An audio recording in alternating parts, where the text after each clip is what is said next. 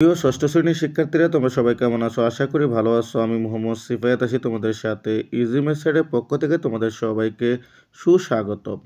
প্রিয় শিক্ষার্থীরা, তোমাদের 2025 সালের যে গণিত বই আছে সেই গণিত বইয়ের আমি অনুসরণী 1.1, 1.2, 1.3, 1.4, 1.5 এই অনুসরণীগুলো সমাধান করেছি। আজকে আমি তোমাদের অনুসরণী 1.6 এর যে অঙ্কগুলো আছে সে অঙ্কগুলো আমি সমাধান করব। তো আমি তোমাদেরকে বলবো, যারা তোমরা আমার পূর্বের যে অনুশীলনীগুলো আমি সমাধান করেছি সেগুলো তোমরা যারা দেখোনি তোমরা দেখে আসবে, তাহলে আজকের পর্বটা তোমরা খুব সহজেই বুঝতে পারবা। দেখো, আমরা কথা না বাড়িয়ে দেখি আমাদের এই অনুশীলনীর মধ্যে কী রয়েছে। তো আমি তোমাদেরকে একটু একটা কথা বলি, কাজ শুরু করার আগে, অঙ্কগুলো শুরু করার আগে একটা কথা বলতে হয়। এই জন্য মনে করো আমি যে ভিডিওগুলো তৈরি করব সেই ভিডিওটা হচ্ছে একদম যারা জিরো লেভেলে রয়েছে অঙ্কতে, তারা অঙ্ক বোঝে না, তাদের জন্য মূলত, যাতে করে তারাও এই অঙ্কগুলো বুঝতে পারে ওই হিসাবে কিন্তু আমি ভিডিওটা তৈরি করব। এতে করে আমি ভেঙে ভেঙে অঙ্কগুলো বোঝাবো। তোমরা সবাই মনোযোগ সহকারে দেখবা, তাহলে আমি আশা করি 1.6 যে অনুশীলনীটা আছে সেই অনুশীলনীর অঙ্কগুলো তোমরা খুব সহজেই সমাধান করতে পারবা। তো চলো আমরা কথা না বাড়িয়ে দেখি অঙ্কগুলো কী রয়েছে। একটু খেয়াল করো, এখানে আমাদেরকে এখানে কয়েকটা শর্ট কোশ্চেন দিয়ে দিয়েছে, মানে নৈর্ব্যক্তিক প্রশ্ন দিয়ে দিয়েছে। তো আমরা প্রথমে নৈর্ব্যক্তিক প্রশ্নগুলো সমাধান করব, তারপর কিন্তু আমরা বড় প্রশ্নতে যাব। দেখো এখানে কি বলছে। এখানে বলা হয়েছে, 1 নম্বর দিয়ে খেয়াল করো, এখানে বলা হয়েছে 28 থেকে 40-এর মধ্যে মৌলিক সংখ্যা কয়টি। তো দেখো 28 থেকে 40-এর মধ্যে মৌলিক সংখ্যাগুলা আমরা লিখব। তো তার আগে মৌলিক সংখ্যা কাকে বলে সেটা কিন্তু আমি ইতিপূর্বে প্রতিটা অনুশীলনীতেই মৌলিক সংখ্যার ব্যাপারে আমি আলোচনা করেছিলাম। তো এখনও বলি, যেহেতু মৌলিক সংখ্যার কথাটা এসেছে, আমরা জানি মৌলিক সংখ্যা ওই সংখ্যা যা এক এবং ওই সংখ্যা ব্যতীত যার অন্য কোনো গুণনীয়ক নেই, সেটা হচ্ছে মৌলিক সংখ্যা। আমি আবার বলি, যে মৌলিক সংখ্যাটা ওই মৌলিক সংখ্যা এবং এক ছাড়া যার অন্য কোনো গুণনীয়ক নেই, তা সেটা হচ্ছে কি মৌলিক সংখ্যা। তো আমাদেরকে বলা হয়েছে 28 থেকে 40-এর মধ্যে মৌলিক সংখ্যা বের করতে। তো আমি যদি তোমাদেরকে একটু বলি, এখানে বলছে 28 থেকে 40 পর্যন্ত মৌলিক সংখ্যা কয়টি। তা আমি উত্তর এক কথা বলে দিতে পারি, মৌলিক সংখ্যা 3টি। কীভাবে বলো তো? একটা হচ্ছে 29, আরেকটা হচ্ছে 31, আরেকটা হচ্ছে 37। তাহলে এই তিনটা মৌলিক সংখ্যা হচ্ছে 28 থেকে 40-এর মধ্যে। আর কোনো মৌলিক সংখ্যা নাই এই তিনটা ব্যতীত। আমি আশা করি তোমরা 1 নম্বর অঙ্কটা বুঝতে পেরেছো। তারপর দেখো 2 নম্বর অঙ্কটা কী রয়েছে। আমি আসলে নিচে এগুলো সমাধান করে রেখেছি, তো আমি নিচে চলে যাই, সবচাইতে ভালো হবে।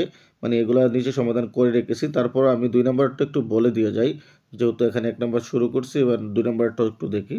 দেখো 2 নম্বরে আমাদেরকে কী বলা হয়েছে, যে নিচের কোনটি পরস্পর সহমৌলিক।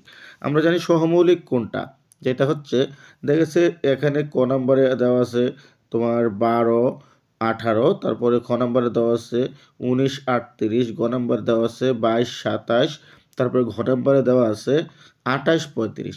মনে করো এ প্রত্যেকটার গুণনীয়ক বের করতে হবে। যে দুইটা, যেমন এখানে একটা জোড়া আছে, এখানেও একটা জোড়া আছে, এখানেও একটা জোড়া আছে, এখানেও একটা জোড়া আছে। অতএব যে জোড়ায় কি এক ছাড়া অন্য কোনো গুণনীয়ক মিল পাওয়া যাবে না, সেটা হচ্ছে মূলত সহমৌলিক। ঠিক আছে, আমি আবার বলি, এক ছাড়া, মনে করো প্রত্যেকটার এই দুইটার গুণনীয়ক তোমার বের করতে হবে, এই দুইটার গুণনীয়ক বের করতে হবে, এই দুইটার গুণনীয়ক বের করতে হবে, এই দুইটার গুণনীয়ক বের করতে হবে। অর্থাৎ প্রত্যেকটার গুণনীয়কগুলো বের করতে হবে। গুণনীয়কগুলো বের করার পর যে দেখবা যে কোন জোড়ার মধ্যে তোমার এক ছাড়া অন্য কোনো গুণনীয়ক মিল নেই। অতএব অন্য কোনো গুণনীয়ক যদি মিল না থাকে, তাহলে সেটাই হচ্ছে মূলত সহমৌলিক। ঠিক আছে, আর যদি অন্য গুণনীয়ক এক ছাড়া অন্য কোনো গুণনীয়ক মিল থাকে, তাহলে সেটা কখনো সহমৌলিক হবে না। যেমন এখানে হচ্ছে তোমার এখানে সহমৌলিক হচ্ছে আমাদের গ নাম্বারের অ্যান্সারটা 22 এবং 27। তারপরে দেখো 3 নাম্বারটা, তো আমি নিচে চলে যাই। নিচে আমি কিন্তু ব্যাখ্যা সহকারে লিখে রাখছি, তোমাদের বুঝতে সুবিধা হবে, যেন আমি নিচে চলে যাই। নিচের অঙ্কগুলোতে তোমরা যদি দেখো, তাহলে আমি ব্যাখ্যা সহকারে ওই জায়গাতে দিয়ে দিয়েছি। তো নিচ থেকে আমি বুঝাই, বই থেকে না বুঝাইয়া আমি নিচ থেকেই বুঝাই। দেখো আমি এগুলো সমাধান করে রেখেছি তোমাদের জন্য, যাতে করে তোমরা খুব সহজে মূলত অঙ্কগুলো বুঝতে পারো। তো দেখো যেটা কিছুক্ষণ আগে বললাম আমি, 1 নাম্বার তো বললাম যে এখানে 28 থেকে 40 এর মধ্যে 3টি মৌলিক সংখ্যা আছে। সেটা হচ্ছে কি, দেখো 28 থেকে 40 এর মধ্যে 3টি মৌলিক সংখ্যা, তার মধ্যে একটা হচ্ছে 29, একটা হচ্ছে 31, একটা হচ্ছে 37, যেটা আমি তোমাদেরকে উপরে লিখে দিয়ে দেখিয়েছিলাম। তারপরে দেখো এখানে 2 নাম্বারের যে অঙ্কটা আমি বলছিলাম হচ্ছে গ নাম্বারেরটা হচ্ছে উত্তর। দেখো এখানে আমরা লিখছি 22 এর গুণনীয়ক হচ্ছে, একটু খেয়াল করো, 22 এর গুণনীয়ক হচ্ছে 1, 2, 11, 22। দেখো এখানে আমরা এই কয়টা গুণনীয়ক কিন্তু পেয়েছি 22 এর। এবার 27 এর গুণনীয়কগুলো দেখো, 27 এর গুণনীয়ক হচ্ছে 1, 3, 9, 27। দেখো 1, 3, 9, 27, এখানে 1, 3, 9 আর এখানে হচ্ছে 27। তাহলে দেখো এই এখানে দেখো 1 ছাড়া, দেখো এখানে 1 আছে, এখানেও কিন্তু 1 আছে, কিন্তু অন্য কোনো গুণনীয়ক কিন্তু আর মিল নেই। দেখো এখানে 2 আছে, এখানে 2 নেই, এখানে 11 আছে, এখানে 11 নেই, এখানে 22 আছে, এখানে 22 নেই। অতএব শুধুমাত্র 1 ছাড়া অন্য কোনো গুণনীয়ক মিল না থাকার কারণে এটা সহমৌলিক। যদি দুইটার গুণনীয়ক 1 ছাড়া অন্য কোনো গুণনীয়কও মিল থাকতো, মনে করো এখানে 2 আছে, এখানেও 2 থাকতো, এখানে, তাইলে কিন্তু যে কোনো একটা গুণনীয়ক, 1 ছাড়া যে কোনো একটা গুণনীয়কও যদি মিল থাকে তাহলে সেটা সহমৌলিক হবে না। তো যেহেতু আমরা দেখতেছি এখানে 1 ছাড়া অন্য কোনো গুণনীয়ক মিল নেই, তাহলে বুঝতে হবে এটা কি একটা সহমৌলিক। আশা করি তোমরা বুঝতে পেরেছো সহমৌলিকটা কি। এবার আমি তোমাদের 3 নম্বরের অঙ্কটা বোঝাবো। তো 3 নম্বরের মধ্যে কি রয়েছে, 3 নম্বরকে আমাদের বলা হয়েছে 3 নম্বরে 12, 18 এবং 48 এর গসাগু কত। আমাদেরকে গসাগু নির্ণয় করতে বলছে 12, 18 এবং 48 এর। তো এখানে 4টা অপশন দিয়েছে, একটা হচ্ছে 3, 6, 8, 12। এখানে কোনটা সঠিক? এই সঠিকটা যাচাই করার জন্য আমাদের কি করতে হবে, আমাদের 12, 18 এবং 48 এর কি গুণনীয়কগুলো বের করতে হবে। দেখো আমরা 12 এর গুণনীয়কগুলো বের করছি, যে 2 গুণ 3 গুণ 2 গুণ 2 গুণ 3। তারপর দেখো 18 গুণনীয়কগুলো বের করছি 2 গুণ 3 গুণ 3। তারপরে দেখো এখানে 48 এর গুণনীয়ক বের করছি আমরা 2 গুণ 2 গুণ 2 গুণ গুণ 3। অর্থাৎ এখানে একটু এবার খেয়াল করতে হবে, আমরা যে গুণনীয়কগুলো বের করছি এবার এখানে সর্বনিম্ন মানে অধিক কমন রয়েছে এবং কি সর্বনিম্ন যেটা সেটা আমরা নিব। দেখো এখানে 2 আছে 2 বার আর 3 আছে 1 বার। তারপর দেখো এখানে 2 আছে 1 বার, 3 আছে 2 বার। তারপর দেখো এখানে 2 আছে 4 বার আর 3 আছে 1 বার। তাহলে আমরা 2 সবচেয়ে কম আছে 18 এর মধ্যে 1 বার, তাহলে আমরা একটা 2 নিব, নিলাম একটা 2। তারপর দেখো আমরা গুণ দিব এবার। তারপর এবার 3 দেখো, 3 এখানে দেখো 12 গুণনীয়কের মধ্যে আছে 1 বার। তারপরে দেখো 18 গুণনীয়কের মধ্যে আছে 2 বার। তারপরে দেখো 48 গুণনীয়কের মধ্যে আছে 1 বার। তাহলে সবচেয়ে কম যেটা 1 বার সেটাই আমরা নিব, তাহলে 3 নিব। এবার দেখো 3 আর 2 যদি আমরা গুণ করি তাহলে আমরা পাই হচ্ছে 6। তাহলে আমরা বলতে পারি যে এখানে 3 এর উত্তরটা হচ্ছে আমাদের 12, 18 এবং 48 এর গসাগু হচ্ছে 6। আশা করি তোমরা বুঝতে পেরেছো। অর্থাৎ খ নম্বরের উত্তরটা হচ্ছে আমাদের সঠিক, এই খ নম্বরের উত্তরটা। তারপর দেখো 4 নম্বর দিকে খেয়াল করো, 4 নম্বর দিকে কী করবো আমরা, আমাদেরকে বলা হয়েছে যে এত এবং এত মানে এত গুণ এত। অতএব এই দুইটা আমাদের আর গুণফল হচ্ছে এত। তাহলে আমরা কি করতে হবে, আমরা এই দুইটাকে গুণ করার পর তারপর এখানে কোন সংখ্যা বসালে গুণফলটা এটা হবে, এটা হচ্ছে আমাদেরকে বোঝানো হয়েছে। তো দেখো এটা করাটা একদম ইজি, একেবারে ইজিভাবে আমরা করব। এটা তোমরা চাইলে সমাধানের মতো করতে পারো। তো প্রথমে কী করবা, এখানে যে আমি করে দিয়েছি একটু দেখো, একটু নিচে আমি তোমাদেরকে ব্যাখ্যা সহ করে দিয়েছি, একটু খেয়াল করবা তোমরা, জাস্ট সমাধানের মতো তোমরা সমাধান করে ফেলবা। দেখো আমাদের এখানে এটা কি হয়েছে, আমি লিখে দিয়েছি এখানে যে দেখো এত এবং এত, যেটা আমরা এই জায়গাটা পেয়েছি, এই জায়গাটা বলছে এত এর গুণ করে, মানে এই দুটাকে গুণ করার পর এতকে গুণফল দ্বারা ভাগ করলে গাণিতিক বাক্য সংখ্যাটি পাওয়া যাবে। তেমন তার উদাহরণস্বরূপ মনে করো আমি যদি তোমাদেরকে বোঝাই, মনে করো তোমরা এই দুইটাকে গুণ করবা, এই দুইটাকে গুণ করার পর তোমার যে এই যে এটা আছে এটাকে তুমি ভাগ করবা। আমি উদাহরণস্বরূপ একটু আমি অঙ্কটা করে দেখাই দিই, দেখো একটু একটু খেয়াল করো তোমরা, অঙ্কটা করে দেখাই দিই তাহলে তোমরা বুঝবা ব্যাপারটা খুব ক্লিয়ারভাবে। দেখো আমাদের আছে 0.01। দেখো আমাদের এটা আছে, তারপর হচ্ছে গুণ, আমাদের আছে হচ্ছে 0.002। তো দেখো এবার সমান সমান আছে আমাদের হচ্ছে এরপর গুণ দেওয়া আছে খালি ঘর, তারপর সমান সমান এটা। তাহলে এবার কি করব, এই দুটাকে প্রথমে গুণ করব। গুণ করার পর আমরা যে গুণফলটা পাবো, এই গুণফলটা আমরা কি করব, তার দ্বারা ভাগ করব। এই মানে বাম দিকের যে গুণফলটা পাবো, এই দুইটাকে গুণ করার পর যে গুণফলটা পাবো, এই গুণফলটা আমরা বাম দিকের এই যে গুণফলটা আছে গুণফলের সাথে ভাগ করলে যেটা পাবো সেটাই মূলত আমাদের খালি ঘরে বসবে। অতএব এখানে সবচাইতে সহজ বিষয় হচ্ছে তা আমরা দেখতেছি যে আমাদের উত্তরটা হবে গ নাম্বারের উত্তরটা। আশা করি তোমরা বুঝতে পেরেছো। তারপর বলছে কি দেখো এখানে যে অঙ্ক পাতনের কয়টি অঙ্ক ব্যবহার করা হয়। আমরা জানি 0 থেকে 9 পর্যন্ত 10টা অঙ্ক আছে, আর এই অঙ্ক পাতনের জন্য মূলত 10টি অঙ্কই ব্যবহার করা হয়।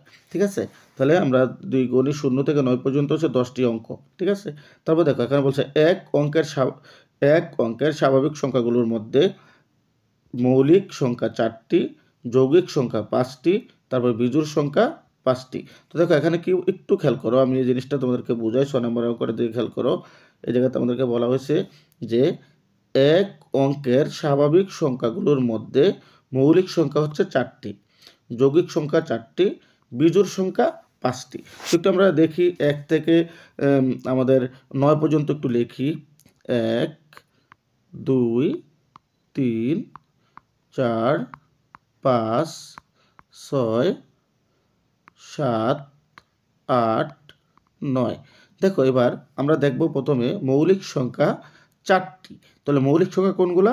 যার 1 এবং ওই সংখ্যা ব্যতীত অন্য কোনো গুণনীয়ক নেই। তাহলে দেখো মৌলিক সংখ্যা আমি দেখতেছি এখানে 2 একটা মৌলিক সংখ্যা, 3 একটা মৌলিক সংখ্যা, তারপর দেখো 5 একটা মৌলিক সংখ্যা, তারপর দেখো 7 একটা মৌলিক সংখ্যা। তাহলে আমরা 4টা পাইলাম। তো এখানে 4টা মৌলিক সংখ্যা কিন্তু এখানে বলছে, তো এটা সঠিক, 1 নম্বরটা সঠিক। তারপরে দেখো এখানে বলছে যৌগিক সংখ্যা, যৌগিক সংখ্যা 4টি। যৌগিক সংখ্যা কোনগুলা? যেগুলা 1 এবং ওই সংখ্যা ব্যতীত অন্য গুণনীয়ক আছে। তো দেখো এখানে 8 একটা যৌগিক সংখ্যা, তারপরে দেখো 4 একটা যৌগিক সংখ্যা, 6 একটা যৌগিক সংখ্যা, 9 একটা যৌগিক সংখ্যা। তো দেখো এখানে কিন্তু 4টা যৌগিক সংখ্যা আছে, তো এটাও কিন্তু সঠিক, 2 নম্বরটাও সঠিক। তারপর দেখো 3 নম্বর আমাদেরকে বলছে বিজোড় সংখ্যা 5টি। তো দেখো 1 একটা বিজোড় সংখ্যা, 3 একটা বিজোড় সংখ্যা, 5 একটা বিজোড় সংখ্যা, তারপরে দেখো 7 একটা বিজোড় সংখ্যা, 9 একটা বিজোড় সংখ্যা। তাহলে টোটাল 5টা বিজোড় সংখ্যা। তো এটাও সঠিক। তাহলে উত্তরটা কি হবে? 1 2 3। অর্থাৎ ঘ নম্বরে এটা কিন্তু উত্তর হবে 1 2 3। তাহলে আমাদের উত্তরটা কোনটা হবে বলো তো? ঘ নম্বরের এইটা হবে আমাদের উত্তর। যেহেতু এখানে এটাও সঠিক, এটাও সঠিক, এটাও সঠিক। তো অর্থাৎ 1 থেকে 9 পর্যন্ত আমাদেরকে বলছে এক অঙ্কের স্বাভাবিক সংখ্যাগুলোর মধ্যে যা আমরা খুঁজে পেলাম, এটা কিন্তু আমাদের এখানে প্রত্যেকটার মধ্যে আছে। তাহলে বোঝা গেল 1 2 3 এটা হচ্ছে আমাদের উত্তর। আশা করি তোমরা 6 নম্বর অঙ্কটা নৈর্ব্যক্তিকটা বুঝতে পেরেছো। এবার আমি 7 নম্বরে চলে যাব। 7 নম্বরের নৈর্ব্যক্তিকটা আমাদের কি রয়েছে সেটা আমি তোমাদেরকে দেখাবো। দেখো এখানে বলা হয়েছে 7 নম্বর দিয়ে খেয়াল করো। 7 নম্বরে আমাদেরকে বলা হয়েছে যে 6435 সংখ্যাটি বিভাজ্য 3 দ্বারা, 5 দ্বারা, 9 দ্বারা। এবার তোমরা সেটা কিভাবে বের করবা? আমি কিন্তু এটা একদম 1.2 এর যেই অনুশীলনীটা আছে সেই অনুশীলনীতে আমি A to Z বুঝাই দিয়েছিলাম যে কীভাবে আমরা এগুলা বের করব। প্রথমে আমরা কী করব? এই প্রত্যেকটা সংখ্যাকে যোগ করব। যোগ করার পর আমরা দেখব এই যোগফলটা 3 দ্বারা ভাগ যায় কিনা। যদি 3 দ্বারা ভাগ যায় তাহলে বুঝতে হবে পুরোটা সংখ্যা 3 দ্বারা ভাগ যাবে। তারপর দেখুন আবার এটাকে যোগ করে আমরা দেখব 9 দ্বারা ভাগ যায় কিনা। যদি 9 দ্বারা ভাগ যায় এটা যোগফলটাকে, কারণ 3 এবং 9 এর নিয়মটা কিন্তু একই। হ্যাঁ, তোমার 3 প্রথম সবগুলোকে যোগ করে আগে দেখবো আমরা 9 দ্বারা ভাগ যায় কিনা, তাহলে আমরা বুঝবো যে এটা 9 দ্বারা বিভাজ্য। তারপর দেখো 5 দ্বারা, আমরা জানি সংখ্যার শেষে 5 থাকে। দেখো এই সংখ্যাটার পরে কিন্তু একটা 5 আছে, তাহলে এটা 5 দ্বারা বিভাজ্য অবশ্যই, যেহেতু সংখ্যার পরে 5 আছে। তাহলে বোঝা গেল কি, আমি জানি যে এখানে যোগফলগুলো কিন্তু 3 দ্বারাও বিভাজ্য যাবে, 9 দ্বারাও বিভাজ্য যাবে এবং কি 5 দ্বারাও বিভাজ্য যাবে। 5 দ্বারা কিন্তু যোগ করা যাবে না, 5 দ্বারা জাস্ট পুরোটা আমরা দেখব যে সংখ্যাটা, যেমন আমি লিখি 6435। দেখো পরের একবার একক স্থানে কিন্তু 5 আছে।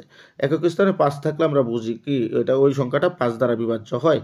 আর যদি 3 দ্বারা এবং 9 দ্বারা আমরা কি করব? প্রত্যেকটাকে যোগ করব। যেমন 6 গুণ 4, এখানে যোগ করব হচ্ছে 6, যোগ হচ্ছে 4, যোগ হচ্ছে 3, যোগ হচ্ছে 5। এই যোগ করার পর যদি যোগফলটা 3 দ্বারা এবং 9 দ্বারা বিভাজ্য হয় তাহলে সংখ্যাটাও 9 দ্বারা এবং 3 দ্বারা বিভাজ্য। আশা করি তোমরা বুঝতে পেরেছো। তো এখানে কিন্তু 3 দ্বারা, 9 দ্বারা, 5 দ্বারা 3 ক্ষেত্রেই কিন্তু বিভাজ্য। অতএব আমাদের উত্তরটা হবে হচ্ছে 1 2 3। গ নম্বরের উত্তরটা আমাদের হবে। তারপর দেখো এখানে বলছে নিচের তথ্যের আলোকে 8 ও 9 নং প্রশ্নের উত্তর দাও। নিচে আমাদেরকে একটা বৃত্ত দিয়েছে, বৃত্তের মধ্যে দেখো 24 এবং 32 রয়েছে। এখানে বলছে যে নিচের তথ্যের আলোকে, মানে এই তথ্যটার আলোকে আমাদের 8 নম্বর এবং 9 নম্বরের প্রশ্নের উত্তর দিতে হবে। 8 নম্বর এবং 9 নম্বরের প্রশ্নের উত্তরটা আমরা দিব। সেটা কিভাবে দেখো, এখানে আমাদেরকে কি বলছে যে চিত্রের বৃহত্তর সংখ্যাটির গুণিতক কোনটি। দেখো এখানে বৃহত্তর সংখ্যা হচ্ছে আমাদের 32। ঠিক আছে, মানে বড়, বৃহত্তম মানে বড়, আর বৃহত্তর সংখ্যাটা হচ্ছে 32। তো 32 এর গুণনীয়ক কিন্তু আমরা এখানে দেখতেছি 32 কে 32, 32 দুগুণে 64, 3 32 96, তারপরে দেখো 4 32 128। তাহলে এখানে কিন্তু 32-এর বৃহত্তম সংখ্যা গুণনীয়ক কিন্তু 32 রয়েছে। তাহলে উত্তরটা হচ্ছে 32 ঘ। ঠিক আছে, আশা করি তোমরা বুঝতে পেরেছো। ঘ নাম্বারটা হচ্ছে আমাদের উত্তর। তো আমি এবার নিচে চলে যাব, যেহেতু আমাদের 9 নম্বরের উত্তর, 9 নম্বরের অ্যান্সারটাও এটা থেকে দিতে হবে। তাহলে আমরা 8 নম্বরের উত্তর পেলাম হচ্ছে 32। তারপর দেখো 9 নম্বরে আমাদেরকে কি বলা হয়েছে, যে চিত্রের সংখ্যা দুটির গরিষ্ঠ সাধারণ গুণনীয়ক কত। গরিষ্ঠ মানে গসাগু করতে হবে। তাও কিন্তু আমাদের এখানে এই চিত্রের সংখ্যা হচ্ছে 28 এবং 32। 28 এবং 32-এর গুণনীয়কগুলো আমরা এখানে বের করছি। দেখো এই গুণনীয়কগুলোর মধ্যে সবচেয়ে সর্বনিম্ন যেটা, দেখো এখানে 2 আছে 3 বার, এখানে কিন্তু 3 নেই। তাহলে বোঝা গেল কি, যে এখানে শুধুমাত্র আমরা 2টাই নিব, যেহেতু 3 বার সর্বনিম্ন মানে কমন আছে, এমনকি সর্বনিম্নটা নিব। তো এটা দিয়ে আমরা 3টা 2কে যদি আমরা গুণ করি, দেখো 2 দুগুণে 4, 4 দুগুণে 8, আমরা কিন্তু 8 পাই। তাহলে উত্তরটা হচ্ছে ক নাম্বার। আশা করি তোমরা বুঝতে পেরেছো এটাও। এবার আমি তোমাদের চলে যাব নিচে। আরেকটা আমাদের প্রশ্ন আছে, একটু খেয়াল করো। আমাদেরকে কি বলা হয়েছে, আমরা কিন্তু 9 পর্যন্ত দিয়ে দিয়েছি উত্তর। তারপর বলছে নিচে তথ্য আলোকে 10 এবং 11 নং প্রশ্নের উত্তর দাও। দেখো এখানে আমাদেরকে একটা চিত্র দিয়ে দিছে। এই চিত্রের আলোকে কিন্তু আমরা মূলত 10 এবং 11 নং প্রশ্নের উত্তরটা দিব। দেখো এখানে 10 নম্বরে কি বলছে, বর্গটিতে কয়টি আয়তক্ষেত্র বিভক্ত হয়েছে। কয়টা আয়তক্ষেত্রে বিভক্ত হয়েছে, দেখো একটু গণ। 1 2 3 4 5 6। দেখো 6 আর এখানে হচ্ছে 1 2 3। তাহলে সাইজ এখানে টোটাল 4টা ঘর আছে। তাহলে 424টা, 400 এখানে কতটা আছে, 24টা আয়তক্ষেত্র আছে। ঠিক আছে, তাহলে এখানে বলছে বর্গটি কয়টি আয়তক্ষেত্রে বিভক্ত করা হয়েছে। অর্থাৎ আমরা এখানে দেখব 24টি আয়তক্ষেত্রে বিভক্ত করা হয়েছে। ঠিক আছে, তাহলে আশা করি তোমরা এটা বুঝতে পেরেছো। তারপর দেখো আমি 11 নম্বরে চলে যাব। 11 নম্বরে আমাদের কি রয়েছে একটু খেয়াল করো। এখানে বলা হয়েছে 11 নম্বরে, যে প্রত্যেক আয়তক্ষেত্র বর্গটির কত অংশ। দেখো আমরা দেখছি কিন্তু তাহলে এই যে 24টা ঘর, প্রত্যেকটা ঘর কিন্তু এক একটা ঘর মানে 24-এর এক ঘর, মানে 24টার এক অংশ। ঠিক আছে, এখানে বলছে প্রত্যেক আয়তক্ষেত্র বর্গটি কত অংশ। তো দেখো 24টা ঘরের এক অংশ, অর্থাৎ 24 ভাগের 1 ভাগ। তো এটা হচ্ছে আমি গ নাম্বারটা হচ্ছে আমাদের উত্তর। আশা করি তোমরা বুঝতে পেরেছো। এবার আমি 12 নম্বরে চলে যাব। 12 নম্বর আবার কি রয়েছে, যেহেতু এটা সংক্ষিপ্ত প্রশ্নের জন্য খুব দ্রুত চলে এসেছি আমি। দেখো 12 নম্বর আমাদেরকে বলা হয়েছে যোগ নির্ণয় করো। যোগকে আমরা যেভাবে যোগগুলা করি, আমরা আশা করি আমরা যোগ জানি, সেই যোগের মতোই কিন্তু আমরা আজকে যোগগুলা করব। দেখো একটু ধাপগুলা খেয়াল করো। এখানে কয়েকটা ধাপ আমি এখানে লিখে দিয়েছি, যে প্রদত্ত ভগ্নাংশগুলোকে সদিশ দশমিক ভগ্নাংশে পরিণত করতে হবে। মানে আমাদের যে অঙ্কগুলো আছে সেই অঙ্কগুলোকে সদিশ মানে কি, সদিশ মানে একই রকম। মনে করো তুমি 5টা বই কিনছো, তোমার বন্ধু 5টা বই কিনছে, তাহলে তোমরা কি করলে, একটা জিনিসে তোমরা কিনলে, এটা কিন্তু সদিশ। মনে করো তুমি 5টা কলম কিনলে, তোমার বন্ধু 2টা পেন্সিল কিনছে, তাহলে তুমি কিনছো কলম, তোমার বন্ধু কিনছে পেন্সিল। এটা কিন্তু সদিশ না, দুজনে দুই ধরনের জিনিস কিনছো।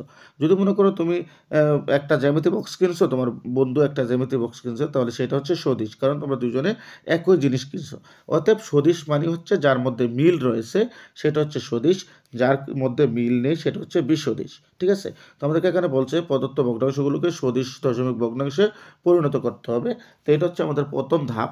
তারপরে আমাদেরকে বলছে দেখো পরে যোগ করতে হবে। 2 নম্বর ধাপের দিকে খেয়াল করো। 2 নম্বর ধাপের দিকে আমরা বলছে যে যোগ করতে হবে। ঠিক আছে, তাহলে আমরা প্রথমে সদিশ করতে হবে, তারপর যোগ করতে হবে।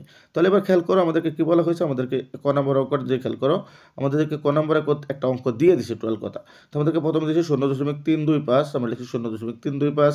তারপরে আমাদের দেওয়া আছে যোগ। আমরা কিন্তু এভাবে নিচে নিচে বসাবো যেভাবে আমরা যোগগুলা করি। তারপরে দেখো এখানে আছে 2.368, আমরা লিখছি 2.368। দেখো এখানেও 4টা সংখ্যা আছে, এখানেও কিন্তু 4টা সংখ্যা আছে। এটা আমরা সদিশ করে নিচ্ছি।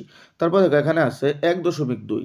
তো দেখো আমরা 1.2 লিখেছি, কিন্তু যেহেতু এটাকে আমার সদিশ করে নিতে হবে, অর্থাৎ 4টা সংখ্যা আমার বানিয়ে নিতে হবে, এই জন্য আমি অতিরিক্ত 2টা শূন্য দিয়েছি। আর দশমিকের পর অতিরিক্ত শূন্য দিলে কোনো সমস্যা নেই। ঠিক আছে, তারপর দেখো এখানে পরেরটা দুই একটু খেয়াল করো, পরে আছে 0.29। দেখো আমি লিখছি 0.29, কিন্তু আমার একটা ঘর পূরণ হয় না, পরে একটা শূন্য দিয়ে আমি কিন্তু একটা ঘর পূরণ করে দিয়েছি। অর্থাৎ আমি সদিশ করে দিয়েছি, একই রকম করে নিয়েছি। টোটাল কথা হচ্ছে এটা, মানে প্রথমটাতে আবার 4টা সংখ্যা আছে, তাই আমি প্রত্যেকটাতে 4টা সংখ্যা করে নিয়েছি। যেহেতু দশমিকের পরে আমি শূন্যগুলো দিছি, এতে কোনো সমস্যা হবে না। ঠিক আছে? তাহলে এবার আমরা সাধারণ যোগ যেভাবে করি এভাবে আমরা যোগ করে দিব। দেখো সাধারণ যোগের মতো যদি আমরা যোগ করি তাহলে আমি কিন্তু একটা অঙ্ক তোমাদেরকে ভালো করে বুঝাবো। বাকি অঙ্কগুলা তোমরা নিজেরাই করবা। দেখো এখানে আমরা কিন্তু সদিশ করে নিয়েছি। আমি কথাটা আবার বলি। দেখো এখানে টোটাল ৪ টা সংখ্যা ছিল আমাদের। তো আমি এখানে ৪ টা সংখ্যা বসিয়েছি। পরেরটায় 4 টা সংখ্যা আসছিল।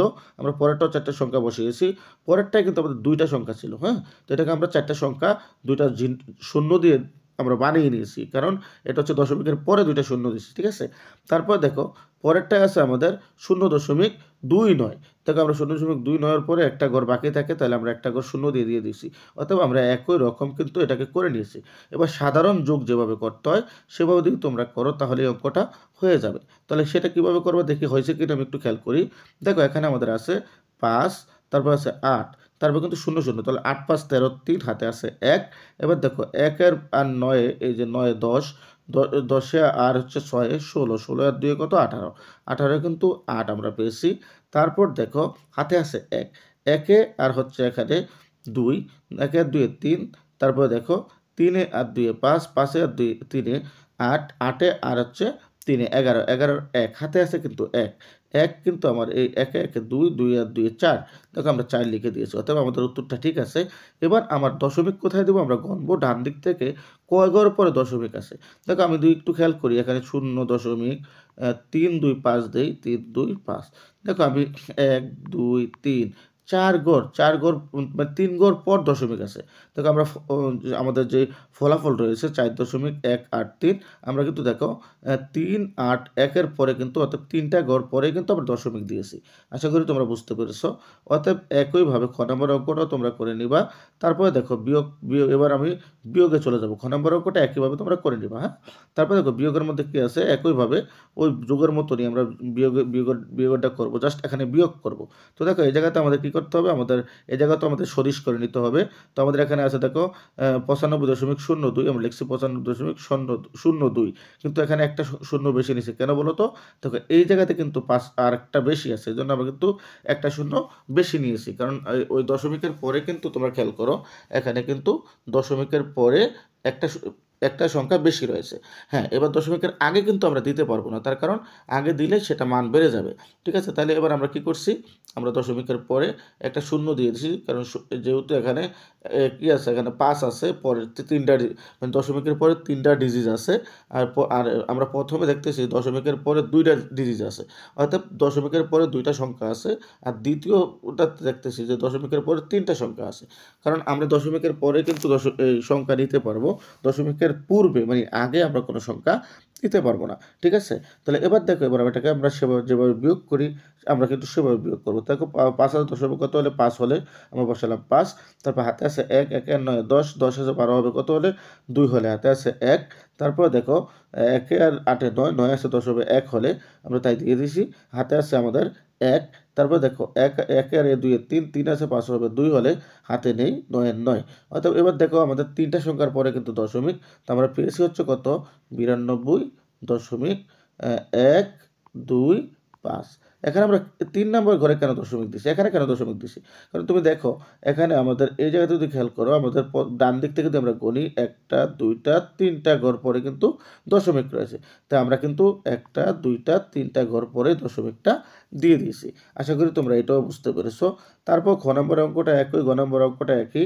মানে জাস্ট তোমরা বুঝতে যেভাবে আমি তোমাদেরকে ক নম্বর অঙ্কটা বুঝাইছি এভাবে তোমরা এগুলা বিয়োগ করে দিবা। একদম সহজ। এজন্য আমি এগুলার তোমাদেরকে দেখাবো না। এবার চলে যাবো আমরা গুণের মধ্যে। গুণের মধ্যে কি রয়েছে দেখো। ১৪ নম্বরে আমাদেরকে বলা হয়েছে গুণ করো। দেখো গুণের মধ্যে কি বলা হয়েছে একটু এই ধাপগুলা খেয়াল করো তোমরা। আমি ধাপগুলা তোমাদের সুবিধার্থে লিখে দিয়েছি যে অঙ্কগুলা করতে কি নিয়ম আমাদের মেনে এই অঙ্কগুলা করতে হবে। দেখো এখানে প্রথম ধাপে বলছে প্রদত্ত সংখ্যা থেকে দশমিক বিন্দু কি বর্জন করে সাধারণ গুণের মতোই গুণ করতে হবে। মানে আমরা যখন গুণ করব তখন আমরা মনে করব যে আমাদের এখানে দশমিকগুলা নেই। আমরা এটা মনে করে নিব কিন্তু অঙ্কর ক্ষেত্রে পরে আমরা প্রয়োগ করব আরকি। তারপর দেখো ২ নম্বরে বলছে ২ নম্বর ধাপের মধ্যে যে দশমিক বিন্দু পর শূন্য থাকলে দশমিক বিন্দু বর্জন করার পর সর্বভামে শূন্য বাদ দিয়ে দিতে হবে। ঠিক আছে? মানে মনে করো যে এরকম হয় যে শূন্যর পরে আগে দশমিক আছে। তাহলে আমাদের এই শূন্যটা কিন্তু বাদ দিয়ে দিতে হবে। এই কথা এখানে বলা হয়েছে। তারপর বলছে দেখো গুণ্য ও গুণকের দশমিক বিন্দুর পর মোট যত সংখ্যা কি থাকবে তোমার যত সংখ্যক অঙ্ক হয় গুণফলের ডান দিক থেকে তত সংখ্যক, যেটা আমরা বলছি এক কথায় এটা আমি তোমাকে বুঝাই দিই, মানে যতটা সংখ্যা থাকবে, যেমন দেখো এখানে আমি উপর দেখছিলাম যে 3টা সংখ্যার পরে আমার কি আছে, দশমিক আছে, বা 4টা সংখ্যার পরে আমার দশমিক আছে, আমি কিন্তু ওইভাবে গণে কিন্তু ওই দশমিকগুলো দিব, এখানে তাই বোঝানো হয়েছে। তো এবার দেখো ক নম্বরের মধ্যে কী আছে, ক নম্বর অঙ্কটা একটু খেয়াল করো। দেখো ক নম্বর অঙ্কটার মধ্যে আমাদের দেওয়া হয়েছে সেই জায়গাতে যে তোমার 0.218 ইন্টু 3। এটা কিন্তু আমরা দুইটা পদ্ধতিতে করতে পারি। একটা হচ্ছে আমরা স্বাভাবিকভাবে যেরকমভাবে গুণ করি এভাবে আমরা করতে পারি। দেখো এখানে আমরা দশমিক চিন্তা করব না, যদি মনে করব দশমিক আমাদের এখানে নেই, পরে কিন্তু সেটা আমরা করব। দশমিক কিন্তু আমরা ওই আগের মতো গুনে গুনে দিব, কিন্তু এখন আমরা যখন গুণটা করব মনে করো আছে 218 আর হচ্ছে 3, তো আমরা মনে করো এখানে মনে করব আমাদের কি দশমিক নেই। এবার আমরা 3 দ্বারা এই 218কে গুণ করব, গুণ করলে কিন্তু আমরা উত্তর পাবো হচ্ছে এটা। হ্যাঁ, দেখো আমরা উত্তর পাবো হচ্ছে 654, মানে আমরা 654 পাবো।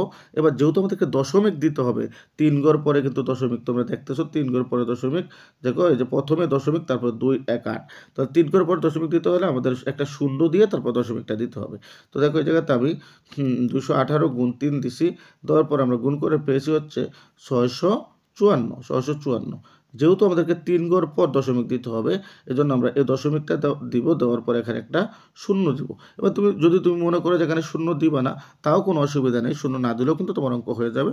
3 ঘর পূর্বে তুমি দশমিক দিবা, তবে শূন্যটা দেওয়ার কারণ হচ্ছে তুমি দশমিকটাকে বুঝাই দিলা যে এখানে একটা দশমিক রয়েছে। আশা করি তোমরা বুঝতে পেরেছো। এবার দেখো এইটাকে তুমি অন্য একটা নিয়মও করতে পারো, সেটা হচ্ছে বিকল্প পদ্ধতি। তা আমি তোমাদেরকে বলবো বিকল্প পদ্ধতিটাও যদি তোমাদের সহজ হয় তোমরা সেটাও করবা। আমি তোমাদেরকে বিকল্প পদ্ধতিটাও দেখাই দিচ্ছি। দেখো বিকল্প পদ্ধতিতে আমাদের ছিল হচ্ছে কত, আমাদের ছিল হচ্ছে 0.218। এবার দেখো আমরা যদি এটাকে করতে যাই, দশমিকের জন্য একটা 1 নামাবো, আর এখানে 3টা সংখ্যার জন্য 3টা শূন্য নামাবো। ঠিক আছে, 3টা শূন্য আমরা নামাই দিলাম। তারপর দেখো উপরে 218 আমরা লিখে দিব। তারপর দেখো গুণ 3 আছে, আমরা গুণ 3 এখানে দিয়ে দিব। এবার ঠিক একইভাবে আমরা কি করব, যে আমরা জানি 3 হচ্ছে উপরের সংখ্যা, তাই না, নিচে মনে মনে একটা 1 আমরা ধরতে পারি। এবার 3 আর এই 218 আমরা গুণ করব। গুণ করার পর আমরা যা পাবো সেটাকে আমরা কি করব, এই যে আমাদের 1000 আছে সেটা দ্বারা ভাগ করব। ভাগ করলে আমরা কিন্তু 0.654 পেয়ে যাব। আশা করি তোমরা এটাও বুঝতে পেরেছো। একই নিয়ম, তো খ নম্বর অঙ্কটাও কিন্তু একই নিয়ম। তোমরা খ নম্বর অঙ্কটা তারপর আমি দেখাই দিচ্ছি। এখানে একটু খেয়াল করো, খ নম্বর অঙ্কটা আছে 0.33 গুণ 0. দেখো খ নম্বর অঙ্কটা কি রয়েছে, খ নম্বর অঙ্কটা দিকে একটু খেয়াল করো। খ নম্বর অঙ্কের মধ্যে আছে 0.33, তারপর গুণ 0.02 গুণ 0.18। দেখো আমাদের এই অঙ্কটা আছে। তো আমরা কি করতে পারি, আমরা ওই যদি আমাদের আগের নিয়মে গুণ করি, প্রথমে আমরা যে কোনো দুইটা সংখ্যাকে গুণ করব, তারপরে গুণ করার পর বাকি যে সংখ্যাটা থাকবে সেই সংখ্যাটা দ্বারা আমরা ওই গুণফলটাকে গুণ করব। তুমি তোমার মতো যে কোনো দুইটা সংখ্যা প্রথমে গুণ করতে পারো। মনে করো এখানে আমি করছি হচ্ছে 33 আর 2 প্রথমে গুণ করছি। দেখো গুণ করার পর আমি ফলাফল পেয়েছি হচ্ছে 66। কত পেয়েছি, 66। এই 66কে আবার 18 দ্বারা আমরা গুণ করেছি, তাইলেই আমি গুণ করার পরে যেটা পাবো সেটাই উত্তর। তুমি চাইলে 33-এর প্রথমে 18 দিয়েও গুণ করতে পারো, পরে আবার 2 দিয়ে গুণ করতে পারো, তোমার ইচ্ছা, তুমি তোমার মতো দুইটা সংখ্যা নিয়ে গুণ করতে পারো। তো দেখো আমি তাই করেছি, আমি প্রথমে 3 আর 2 দিয়ে গুণ করছি, গুণ করার পর আমি পেয়েছি হচ্ছে 66 আমি আবার 18 দ্বারা গুণ করেছি। 18 দ্বারা গুণ করার পর আমি পেয়েছি হচ্ছে আমার এখানে 1188, 1188, যেটাকে আমরা 88 বলেও চিনি। তাহলে দেখো এই অঙ্কটা হচ্ছে আমাদের। এবার আমার দেখতে হবে যে কত ঘর পরে আমার দশমিক রয়েছে। তা আমরা কিন্তু এবার গণবো, যেহেতু আমাদের এখানে ছোট ছোট, এবার আমরা দেখতে হবে কতটা সংখ্যা আছে। দেখো আমি এটা কিন্তু একটু বোঝার বিষয় আছে, এই জন্য আমি তোমাদেরকে অঙ্কটাও করাই দিচ্ছি। দেখো এখানে কিন্তু আমরা দেখতেছি 2টা ঘরের পরে মানে পূর্বে দশমিক আছে, এখানেও 2টা ঘরের পূর্বে দশমিক আছে, এখানেও 2টা ঘরের পূর্বে দশমিক আছে। এবার আমাদের যেহেতু আমরা দেখতেছি যে প্রত্যেকটাই কোনো সংখ্যার আগে না, মানে দশমিকের আগে কোনো সংখ্যা নেই, তাহলে প্রত্যেকটাই কিন্তু দশমিকের পরে সংখ্যা। দেখো আমি একটু যদি তোমাদেরকে দেখাই, আমি 0.33 রয়েছে, তারপরে দেখো গুণ রয়েছে .02 রয়েছে, গুণ রয়েছে, .18 রয়েছে। দেখো প্রত্যেকটা কিন্তু দশমিকের পরে, এখানে 2টা সংখ্যা, এখানে 2টা সংখ্যা, এখানে 2টা সংখ্যা। তাহলে এবার আমরা 6টা সংখ্যা, যেহেতু দশমিকের পরে, তাহলে আমরা এবার 6টা ঘর পরেই কিন্তু আমাদের দশমিকটা দিতে হবে। কারণ আমরা দেখতেছি দশমিকের পরেই কিন্তু 2টা সংখ্যা করে আছে। এখানেও 2টা সংখ্যা আছে, এখানেও 2টা সংখ্যা আছে, এখানেও 2টা সংখ্যা আছে। তাহলে এবার 6টা ঘর পরে আমাদের দশমিক দিতে হবে। তা আমরা উত্তর পেয়েছি কত? আমরা উত্তর পেয়েছি হচ্ছে 1188। এবার আমাদেরকে কি করতে হবে? এবার আমাদেরকে 6টা ঘর পরে আমাদের কিন্তু দশমিক দিতে হবে। 6টা ঘর, তাহলে আমাদের এখানে আছে কটা? 1টা 2টা 3টা 4টা। তো আমাদের কি করতে হবে? 6 ঘর, তাহলে আমরা এখানে আরেকটা শূন্য দিব, এখানে একটা শূন্য দিব, তারপরে দশমিক দিয়ে দেব, তারপরে একটা শূন্য দিয়ে দিব। ঠিক আছে? তো আশা করি তোমরা এটাও বুঝতে পেরেছো। তারপর দেখো বিকল্প পদ্ধতিটাও যে আমি তোমাদেরকে যেভাবে দেখাইছিলাম, ঠিক এভাবে বিকল্প পদ্ধতিটা তোমরা করবা। এই জায়গাতে আমি বিকল্প পদ্ধতিটাও দিয়ে দিয়েছি। তো আমি আর বোঝাতে যাব না, কারণ আমার এখানে ভিডিওটা বড় হয়ে যাবে। তো বিকল্প পদ্ধতিটাকে আমি উপরে কিন্তু বুঝিয়ে দিয়েছি, একইভাবে তোমরা এই অঙ্কটা করবা। তারপরে দেখো এবার আমি চলে যাব ভাগের মধ্যে। আমাদের ভাগের মধ্যে কি রয়েছে একটু খেয়াল করো। আমি এখানে কিন্তু আর গুণের অঙ্কগুলো করাবো না, তোমরা গুণের অঙ্কগুলো করে নিবা একইভাবে। ঠিক আছে? তো ভাগের মধ্যে দেখো 15 অঙ্কটা আমাদের কি রয়েছে। 15 অঙ্কটা আমি সবচেয়ে বড় অঙ্ক যেটা, সেটা করে দিব ভাগের। এখানে ভাগের ক্ষেত্রে দেখো আমি প্রথমটা আর করাবো না। ভাগের ক্ষেত্রে একইভাবে তোমরা যেভাবে অঙ্কগুলো করো, ঠিক একইভাবে তোমরা করবা। তো আমি তোমাদের খ নম্বরের অঙ্কটাই করাই দিই ভাগের ক্ষেত্রে। একটু খেয়াল করো খ নম্বরের অঙ্কটা কি রয়েছে। খ নম্বরের অঙ্কটা আমাদের রয়েছে এইটা, 97.17 ভাগ হচ্ছে 0.0123। তো দেখো এবার আমরা কি করব? আমরা কিন্তু ওই আগের মতোই অঙ্কগুলো করব। দেখো এই জায়গাতে আমাদের কি রয়েছে, আমরা উপরে কি করছি, এই জায়গাতে খেয়াল করো, আমরা 97.17 দিছি, বাই হচ্ছে যা আছে তাই দিছি। অর্থাৎ অঙ্কটা আমরা ভাগ অবস্থায় এখানে লিখছি আর কি। ঠিক আছে? এই জায়গাটাতে আমি ভাগ অবস্থায় শুধুমাত্র লিখেছি। এবার দেখো, এবার আমার কি করতে হবে? আমরা কিন্তু এখানে দেখবো যে হর এই জায়গাতে কি রয়েছে। আমরা নিচের দিকে একটু খেয়াল করি, উপরের দিকে আবার খেয়াল করবো না, নিচের দিকে একটু খেয়াল করো। আমি তোমাদেরকে লিখে বুঝাই। এখানে হচ্ছে আমাদের 97, তারপর 0.17, এটা হচ্ছে আমাদের উপরে আছে। উপরেরটার দিকে আমরা কিন্তু খেয়াল করবো না, আমরা নিচের দিকে খেয়াল করি। দেখো এখানে আছে 0.0, তারপর দেখো 1 2 3। তো দেখো আমরা উপরে দশমিক আছে থাক, উপরের দশমিকের দিকে আমরা খেয়াল করবো না। কিন্তু আমাদের ভাজ্য, যেটা ভাজ্য, সেটাতে দশমিক থাকলে অসুবিধা নেই, কিন্তু ভাজকে দশমিক থাকা যাবে না। তাহলে এটা যেহেতু ভাজক, তাহলে ভাজকে আমরা দশমিক রাখতে পারবো না, তাহলে দশমিকটাকে আমাদেরকে উঠাতে হবে। সেটা কিভাবে উঠাবো সেটা আমি তোমাদেরকে এখন দেখাবো। একটু খেয়াল করো। তো আমাদের ভাজক, একটু খেয়াল করো, আমাদের ভাজক হচ্ছে কত? 0.0123। তাহলে এবার আমাকে কি করতে হবে? এই ভাজকটাকে, ভাজক থেকে দশমিকটা উঠাতে হবে। তাহলে আমরা কি করব? এই দশমিকের জন্য একটা 1 নিব, আর বাকি 4টা ঘরের জন্য 4টা শূন্য নিব। নিলাম আমরা 4টা শূন্য। এবার দেখো বাকি 4টা ঘরের জন্য 4টা ঘর শূন্য নিব। এবার নেওয়ার পর কি করব? আমরা এই যে উপরে যেটা লিখছি, এটার সাথে আমরা কি করব? হর এবং লবের মধ্যে এই যে 10,000 পাইছি, সেই 10,000 দ্বারা আমরা গুণ করে দেব। দেখো আমরা কিন্তু তাই করে দিয়েছি। এখানে 10,000 দ্বারা আমরা গুণ করে দিয়েছি হর ও লবের মধ্যে। গুণ করার পর আমরা যে ফলাফলটা পাবো, মনে করো এখানে উপরে গুণ করার পর কিন্তু আমরা এই ফলাফলটা পেয়েছি, আর নিচে গুণ করার পর আমরা পেয়েছি 123। এবার 123 দ্বারা আমরা এই উপরে ফলাফলটাকে যদি ভাগ করি, তাহলে আমাদের উত্তরটা মূলত বের হয়ে চলে আসবে। তো দেখো তাহলে আমরা উত্তরটা কত পেয়েছি? আমরা কিন্তু উত্তরটা এখানে অলরেডি পেয়ে গিয়েছি। যে দেখো 123 দ্বারা আমরা এখানে ভাগ করে, আমি এখানে ভাগ করে তোমাদেরকে দেখিয়ে দিয়েছি। দেখাই দেওয়ার পর আমরা উত্তর পেয়েছি 7,900। ঠিক আছে? অর্থাৎ ভাগফল হচ্ছে আমাদের 7,900। আশা করি তো এটা তোমরা বুঝতে পেরেছো। তা আমি বাকি অঙ্কটা আর করাবো না, একইভাবে তোমরা অঙ্কগুলো করে নিবা। এবার 16 নম্বর অঙ্কটার মধ্যে আসো। 16 নম্বর অঙ্কটার মধ্যে কি রয়েছে? সরল অঙ্ক। আমরা কিন্তু তোমাদেরকে আগে বলছিলাম, আমি গত 1.5-এর যে অধ্যায়টা আছে, সেই অধ্যায়টার মধ্যে আমি বলেছিলাম যে সরল অঙ্কর মধ্যে কিভাবে কি করতে হয়। তা দেখো সরল অঙ্কের মধ্যে থাকে কিন্তু 3টা ব্র্যাকেট থাকে। একটা হচ্ছে ফার্স্ট ব্র্যাকেট, আর একটা হচ্ছে সেকেন্ড ব্র্যাকেট, আর একটা হচ্ছে থার্ড ব্র্যাকেট। ঠিক আছে? এই থার্ড ব্র্যাকেট, অর্থাৎ প্রথমে আমরা প্রথম ব্র্যাকেটের কাজ করব, তারপর আমরা দ্বিতীয় ব্র্যাকেটের কাজ করব, তারপর আমরা তৃতীয় ব্র্যাকেটের কাজ করব। এটা কিন্তু আমি তোমাদেরকে কি করেছিলাম? 1.5-এর মধ্যে বলে দিয়েছিলাম। তো আমরা কিন্তু একই নিয়মে কাজটা এখন করব। তাহলে দেখো 16 নম্বর অঙ্কটা কি রয়েছে একটু খেয়াল করো। 16 নম্বর অঙ্কের মধ্যে সরল করতে বলছে আমাদের উত্তর। আমি যদি তোমাদেরকে একটু সরলটা করে এনে দেখাই, একটু ঝুম করে এনে তোমাদেরকে আমি দেখাই, তো দেখো একটু 16 নম্বর অঙ্কটা দিয়ে খেয়াল করো। এখানে 16 নম্বর অঙ্কটার মধ্যে কী বলা হয়েছে দেখো, এখানে 16 নম্বর অঙ্কটার মধ্যে বলা হয়েছে সরল করে আমাদের এটা দিয়ে দিচ্ছে, ঠিক আছে। তাহলে আমরা কী করবো, প্রথমে আমরা কোন বন্ধনীর কাজ করবো, প্রথমে আমরা প্রথম বন্ধনীর কাজ করবো। তো দেখো প্রথমে আমাদের প্রথম বন্ধনী আছে এইটা, প্রথমে আমরা এই কাজটা করবো। তো এখানে যা আছে আমরা তাই বসাই দিব। দেখো এখানে আমরা যা ছিল, এখানে যা ছিল এই পর্যন্ত আমরা কিন্তু এখানে এই জায়গাতে বসিয়ে দিয়েছি, হ্যাঁ। তারপর দেখো এটা কিন্তু জাস্ট এই সমাধানের, এটা কিন্তু এই অঙ্কটা উপরের, এজন্য আমি এটা জাস্ট এই অঙ্কটা মানে প্রথম বন্ধনীর আগে যা ছিল এবং পরে যা থাকবে সেটা আমরা বসাই দিব। তো দেখো প্রথম বন্ধনীর আগে এবং পরে কিন্তু এইটা আছে, এটা কিন্তু আমরা এখানে বসিয়ে দিয়েছি, এই পর্যন্ত বসিয়ে দিয়েছি। দেখো মাইনাস পর্যন্ত আমরা বসিয়ে দিয়েছি।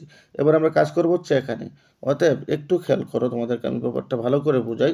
তাহলে আমরা কিন্তু এই জায়গাটা নিচে হুবহুব এখানে বসিয়ে দিয়েছি, ঠিক আছে। এবার আমরা কি করব, 12.75 থেকে আমরা 9.25 যদি বিয়োগ করি তাহলে আমরা পাই হচ্ছে 3.50। দেখো আমরা কিন্তু প্রথম বন্ধনীর কাজ আমাদের শেষ। প্রথম বন্ধনী জাস্ট বিয়োগ ছিল, আমরা বিয়োগ করে আমরা 3.50 পাইছি। তারপর দেখো যা আছে তাই আমরা লিখে দিয়েছি। এবার হচ্ছে আমাদের প্রথম বন্ধনী কিন্তু এখন উঠে গেছে। এখন দ্বিতীয় বন্ধনীর কাজ করব। তো দ্বিতীয় বন্ধনীর আগে যা আছে যেমন 3.5 আছে, সেটা আমরা যা আছে তা লিখে দিয়েছি। এবার দ্বিতীয় বন্ধনীর মধ্যে কী আছে দেখো, প্রথমে আমাদেরকে কী করতে হবে, এখানে 7.8 আছে, আমরা 7.8 লিখেছি। তারপর দেখো বিয়োগের বিয়োগ আমরা এখানে দিয়েছি। তারপর দেখো 2.3 আছে, 2.3 লিখেছি। এবার দেখো আমরা কেন এটা এখানে এটা দিলাম। এবার দেখো এই মাইনাসে আমরা যদি গুণ করি তাহলে আমরা পাই হচ্ছে প্লাস। তারপর দেখো প্লাস 3.50 আমরা লিখে দিয়েছি। তাহলে মাইনাসে মাইনাসে আমরা কী করছি এখানে, দেখো এখানে যা আছে তার 7 মানে আমি তোমাদেরকে একটু বলি, এখানে এই পর্যন্ত আমরা উঠিয়ে দিয়েছি যা আছে তা। তারপরে দেখো মাইনাসে মাইনাসে আমরা প্লাস এখানে করেছি, হ্যাঁ। তারপরে যা আছে তা বসাই দিয়েছি। এবার আমরা কি করব, এটা এবার তৃতীয় বন্ধনীর এতটুকু বসাই দিয়েছি। এবার আমরা কি করব, এখানে 7.8 এটাও বসাই দিলাম। প্রথমে আমরা এই ব্র্যাকেটের কাজ করব, যেহেতু এটা প্রথম ব্র্যাকেট পড়ে গেছে, প্রথম ব্র্যাকেটের কাজ করব। তো দেখো 2.3 যোগ হচ্ছে 3.50, এটাকে যোগ করলে আমরা পাই হচ্ছে 5.8। তো দেখো তাহলে আমরা কিন্তু এটা এখন দ্বিতীয় বন্ধনীর মধ্যে আবার নিয়ে এসেছি, এটা যা আছে তা লিখে দিয়েছি। এবার আমরা কি করব, দ্বিতীয় বন্ধনীর কাজ করব। তো প্রথম বন্ধনীর কাজ কিন্তু আবার শেষ হয়ে আবার আরেকটা প্রথম বন্ধনী আমাদের হওয়ার পর সেটা আমরা শেষ করে দিলাম। এই প্রথম বন্ধনীর কাজটা আমরা শেষ করলাম। এবার আমরা করব হচ্ছে এই কাজটা। দেখো এই জায়গাতে যা আছে আমরা তা বসিয়ে দিয়েছি, এই জায়গাতে বসিয়ে দেওয়ার পর দেখো 7.8 থেকে যদি আমরা 5.8 বিয়োগ করে দিই তাহলে কিন্তু আমরা পাই হচ্ছে 2। তাহলে দেখো আমরা এই জায়গাতে এর লিখছি কেন, আমরা জানি এর মানে গুণ, গুণের মতো মানে গুণ করলে যে গুণ যে আমরা করি সেই গুণের মধ্যে আমরা যেভাবে ব্যবহার করি ঠিক এরও আমরা এভাবে ব্যবহার করব। তো দেখো আমরা তারপরে এই জায়গাতে বিয়োগ করে আমরা পেয়েছি 2। তারপরে দেখো ভাগ 5 আছে, ভাগ 5 আমরা দিয়ে দিয়েছি। এবার আমরা দেখো 3.5 আছে, আমরা এটাকে আমরা কি করছি একটু খেয়াল করো। এই জায়গাতে একটু বোঝার ব্যাপার আছে, একটু খেয়াল করো, আমি তোমাদেরকে ব্যাপারটা বুঝাই। একটু দেখো এই জায়গাতে আমাদের এই লাইনের দিকে খেয়াল করো। এই লাইনে আমাদের আছে 3.5, তো আমি লিখবো 3.5, এটা আছে আমাদের, তাই না। তো এটাকে যদি আমরা একটু ক্যালকুলেশন করি, দেখো এখানে আমরা দশমিকের জন্য একটা 1 নামাবো, আর 1 ঘরের জন্য আমরা একটা 0 নামাবো, আর হচ্ছে 5-এর 5 আমরা উপরে দিয়ে দেবো।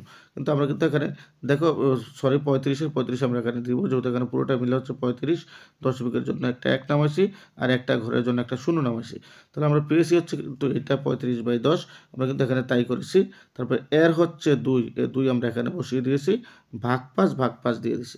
এবার দেখো আমরা আমাদের কাটাকাটি করি, 5 দেখো 5 দুগুণে 10, তারপর হচ্ছে 5 7 35, হ্যাঁ। আমরা 7 দ্বারা কাটতেছি, মানে 5 দ্বারা কাটলাম প্রথমে। তারপর দেখো এখানে আমরা 5 দুগুণে এই যে 2 আর হচ্ছে 10-এ 5 দুগুণে 10 পেলাম, 5 দুগুণে 10, তারপর দেখো 5 একে 5, 5 7 35। তাহলে আমরা কিন্তু কাটাকাটিটা বুঝতে পেরেছি। এবার দেখো আমরা তাহলে কি পাই, অবশেষে আমরা পাই হচ্ছে 7। আমরা কিন্তু এখানে 7 পেয়েছি। তারপরে দেখো এখানে ভাগ হচ্ছে 5, তাহলে ভাগ 5 পেয়েছি, আর কিন্তু আমরা কিছুই পাই না। এবার আমরা কি করব, এই 7কে এই জায়গাতে ভাগ করব। এবার ভাগ কিভাবে করব সেটাই আমাদের জানার বিষয়। যেহেতু আমাদের এখানে 7 আছে, আর এই 7 আর হচ্ছে এখানে 5, দেখো এখানে একটা দশমিক রয়েছে কিন্তু এই যে 0.5। তাহলে আমরা কি করতে পারি, ওই আগের মতোই আমরা দশমিকের জন্য একটা কি করব, 0.5 আছে, তাহলে আমরা কি করব, এখানে দশমিকের জন্য একটা 1 নামাবো, আর একটা সংখ্যার জন্য একটা 0 নামাবো, আর 5-এর 5 আমরা উপরে দিয়ে দিব। এবার দেখো আমরা এখানে পাইলাম হচ্ছে কি তোমার এখানে এই যে 7 এই 7 আমি এখানে লিখছি। তারপরে দেখো এই 0.5 জন্য আমরা এইভাবে একটা পেয়েছি। তাহলে এটা দিয়ে দিলাম। এবার দেখো আমরা কি করব? আমরা এবার ভাগটাকে উল্টায় দিব। এবার ভাগটাকে উল্টায় দিলে আমরা কিন্তু অঙ্কগুলা করে এসেছি। আমরা পেয়েছি কিন্তু দেখো 7 ভাগ হচ্ছে 5/10। এবার এটাকে যদি আমরা ভাগটাকে যদি উল্টায় দিই তাহলে আমাদের কি হবে? 7 গুণ, এবার দেখো আমাদের এই ভাগটাকে আমরা গুণ অবস্থায় করে নিছি। এবার 10টা উপরে চলে যাবে আর 5টা নিচে চলে আসবে। তাহলে এবার কিন্তু আমরা এখানে কাটাকাটি করতে পারি। কিভাবে দেখো? 5 × 5, 5 দুগুণে 10। এবার দেখো 7 দুগুণে 14, যেহেতু কাটাকাটি যায় না তাহলে উত্তরটা হচ্ছে আমাদের 14। করে তোমরা অঙ্কটা বুঝতে পেরেছো। এবার আমি মেইন অঙ্কতে চলে যাব। দেখো এখানে 17 নম্বরে কি বলা হয়েছে একটু খেয়াল করো। 17 নম্বরে বলা হয়েছে তোমার নিকট 50 টাকা ছিল, সে তার ছোট ভাইকে এত টাকা দিল এবং তার বন্ধুকে এত টাকা দিল, তার নিকট কত টাকা রইল? দেখো এখানে তোমার কাছে 50 টাকা ছিল, একটু খেয়াল করো 50 টাকা ছিল। মনে করো তোমার কাছে 50 টাকা আছে, তো তুমি 15.50 অর্থাৎ 15.5 টাকা তুমি তোমার ছোট ভাইকে দিছ। তো 15.50 হচ্ছে 50 অর্থাৎ 15.5 টাকা তুমি তোমার ভাইকে দিছো, আর তোমার বন্ধুকে দিছো হচ্ছে তুমি 12 টাকা 75 পয়সা। হ্যাঁ, তাহলে তোমার নিকট আর কত টাকা ছিল? মনে করো তুমি তাহলে তোমার নিকট আর কত টাকা ছিল? তাহলে বোঝা গেল কি, ভাই এবং বন্ধুকে যে টাকাটা দিছে সেটা দুই আমরা যোগ করি। যোগ করার পর আর তো মানে তোমার কাছে যে টাকাটা ছিল সেই টাকাটা থেকে তোমার ভাই এবং বন্ধুকে যে টাকাটা দিয়েছো ওই টাকাটা তুমি বিয়োগ করলে কিন্তু মূলত আমাদের তোমার কাছে কত টাকা আছে সেটা কিন্তু বের হয়ে যাবে। তো দেখো এখানে তোমা তার ছোট ভাই ও বন্ধুদেরকে দিল হচ্ছে দুজনের একটা যোগ, সর্বমোট মিলিয়ে দিচ্ছে 28 টাকা 25 পয়সা। তাইলে তার নিকট কত টাকা রইল? তাহলে 50 টাকার থেকে, কারণ তোমার নিকট কিন্তু 50 টাকা ছিল, মানে আমি তোমার ক্ষেত্রে তোমাকে ব্যবহার করতেছি। তো তোমার নিকট 50 টাকা ছিল, তো তুমি তোমার ভাই এবং তোমার বন্ধুকে মিলে দুজনকে মিলে দিছো কত? 28 টাকা 25 পয়সা। তাহলে তোমার 50 টাকাতে তোমার কাছে কত টাকা রইলো? তাহলে 50 টাকা থেকে যদি তুমি 28 টাকা 25 পয়সা বিয়োগ করে দাও তাহলে কিন্তু তোমার কাছে রয়েছে 21.75 টাকা, অর্থাৎ 21 টাকা 75 পয়সা তোমার কাছে রয়েছে। আশা করি তোমরা এই অঙ্কটাও বুঝতে পেরেছো। এবার আমি চলে যাব 18 নম্বর অঙ্কটা। 18 নম্বর অঙ্কটার মধ্যে কি বলছে একটু খেয়াল করো। তো আমি এখন 18 নম্বর অঙ্কটা সমাধান করব। দেখো এখানে বলছে পারুল বেগমের 100% জমি আছে। পারুল একজনের নাম, তার কাছে 100%, তার জমি রয়েছে 100%। তিনি 40.5% ধান, মানে তিনি 40.5% জমিতে ধান করেছেন। তারপরে দেখো 20.2% জমিতে মরিচ করেছে, মানে মরিচ আবাদ করেছে আর কি। তারপরে দেখো 10.75% আলু, অর্থাৎ সে 10.75%শতাংশতে আলু করেছে এবং অবশিষ্ট জমিতে বেগুন চাষ করলেন। তিনি কতটুকু জমিতে বেগুন চাষ করলেন? দেখো এখানে তাহলে আমরা কি করতে হবে? আমরা ওই যে বাকি যেগুলো আছে আমাদের, যে সে কত কত শতাংশতে ধান করছে, মরিচ করছে এবং আলু করছে, এই তিনটাকে আমরা যোগ করার পর তার যে 100% জমি আছে, সো 100% জমির থেকে আমরা কি করব? ওই তিনটার যোগফলকে বিয়োগ করলে যেটা থাকবে ওইটাতে কিন্তু সে কি করেছে? বেগুন করেছে। দেখো এই জায়গাতে আমি লিখছি যে পারুল বেগমের 100% জমি আছে, ঠিক আছে। তিনি জমিতে ধান, মরিচ ও আলু চাষ করেছেন। দেখো এত যোগ এত যোগ এত, দেখো সে কিন্তু ধান চাষ করেছে 40.5, তারপর দেখো সে মরিচ চাষ করেছে 20.2, আলু চাষ করেছে 10.75। আমরা কিন্তু তিনটাকে যোগ করেছি। এবার যোগ করার পর আমরা কিন্তু পেয়েছি 71.45%। তাহলে সে 71.45% জমিতে সে কিন্তু ধান, আলু এবং মরিচ করেছে। তাহলে তার সর্বমোট জমি হচ্ছে কত? 100%। এবার 100%তে যদি আমরা কি করি? 100%তে যদি আমরা বিয়োগ করি কত? এই যে 71.45 যদি আমরা বিয়োগ করে দেই, যেটা হবে সেটাই হচ্ছে মূলত সে বেগুন করেছে। তাহলে আমরা একটু খেয়াল করি এখানে, তাহলে সে কিন্তু এই জমিটাতে সে আলু, মরিচ এবং ধান করেছে। তাহলে অবশিষ্ট জমিটা হচ্ছে 100%, তার জমির থেকে যদি আমরা এটা বিয়োগ করে দেই তাহলে 28.55% জমি তার রয়েছে। অর্থাৎ তিনি 28.55% জমিতে কিন্তু বেগুন চাষ করেছে। আশা করি তোমরা বুঝতে পেরেছো, যেহেতু আমাদেরকে বলছে যে কতটুকু জমিতে সে বেগুন চাষ করেছে, অর্থাৎ 28.55% জমিতে তিনি বেগুন চাষ করেছে। আশা করি তোমরা 18 নম্বর অঙ্কটা বুঝতে পেরেছো। এবার আমি তোমাদেরকে 19 নম্বরে যে অঙ্কটা আছে সে অঙ্কটা আমি তোমাদেরকে দেখাবো। তো দেখো 19 নম্বর অঙ্কটার মধ্যে কী রয়েছে একটু খেয়াল করো। এখানে বলা হয়েছে 1 ইঞ্চি সমান 2.5 সেন্টিমিটার হলে 8.5 ইঞ্চিতে কত সেন্টিমিটার। তো দেখো 1 ইঞ্চি যেহেতু আমাদেরকে বলে দিয়েছে যে 1 ইঞ্চি সমান 2.54 সেন্টিমিটার, তাহলে আমাকে তো এখানে 8 কেন, আমার যত হাজার ইঞ্চি বলুক না কেন আমরা কিন্তু সহজে এটা বের করতে পারবো। তো দেখো এখানে 1 ইঞ্চি সমান যদি 2.54 সেন্টিমিটার হয়, অর্থাৎ 8.5 ইঞ্চি সমান সমান হচ্ছে কত সেন্টিমিটার হবে, এটা আমরা এই 2.54-এর সাথে, অর্থাৎ 2.5 আর 4-এর সাথে 2 আমরা এটাকে গুণ করে দেই। আমরা গুণ করে দেই 8.5, তাহলে কিন্তু আমরা পেয়ে যাব 4.5-এর মধ্যে কত 5 মিলে কত ইঞ্চি হবে, মানে কত সেন্টিমিটার হবে এত ইঞ্চিতে। তো যেহেতু আমি তাই লিখছি যে 1 ইঞ্চি সমান সমান হচ্ছে 2.54, মানে 5-4 সেন্টিমিটার, অর্থাৎ 8.5 ইঞ্চিতে আমরা এটা গুণ করে দিয়েছি এত সেন্টিমিটার, তারপর হচ্ছে 21.59 সেন্টিমিটার। একদম ইজি একটা অঙ্ক। হ্যাঁ, তারপরে দেখো এখানে 20 নম্বরের মধ্যে কী বলা হয়েছে একটু খেয়াল করো। 20 নম্বরের মধ্যে বলা হয়েছে একটি গাড়ি ঘন্টায় এত কিলোমিটার যায়। তাহলে একটা গাড়ি ঘন্টায় হচ্ছে 45.6 কিলোমিটার যায়। দেখো 319.2 কিলোমিটার যেতে গাড়িটি কত ঘন্টা লাগবে।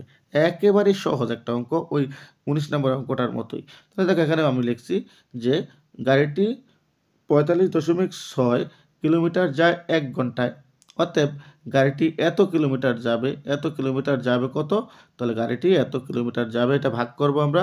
তাহলে দেখো এটা থেকে আমরা কি করছি, ওই যে এই যে এটা আমরা ভাগ করেছি, ভাগ করলে কিন্তু দেখো এখানে আমরা 319.2 থেকে আমরা 45.6কে আমরা ভাগ করছি, ভাগ করার পর আমরা দেখতেছি 7 ঘন্টা।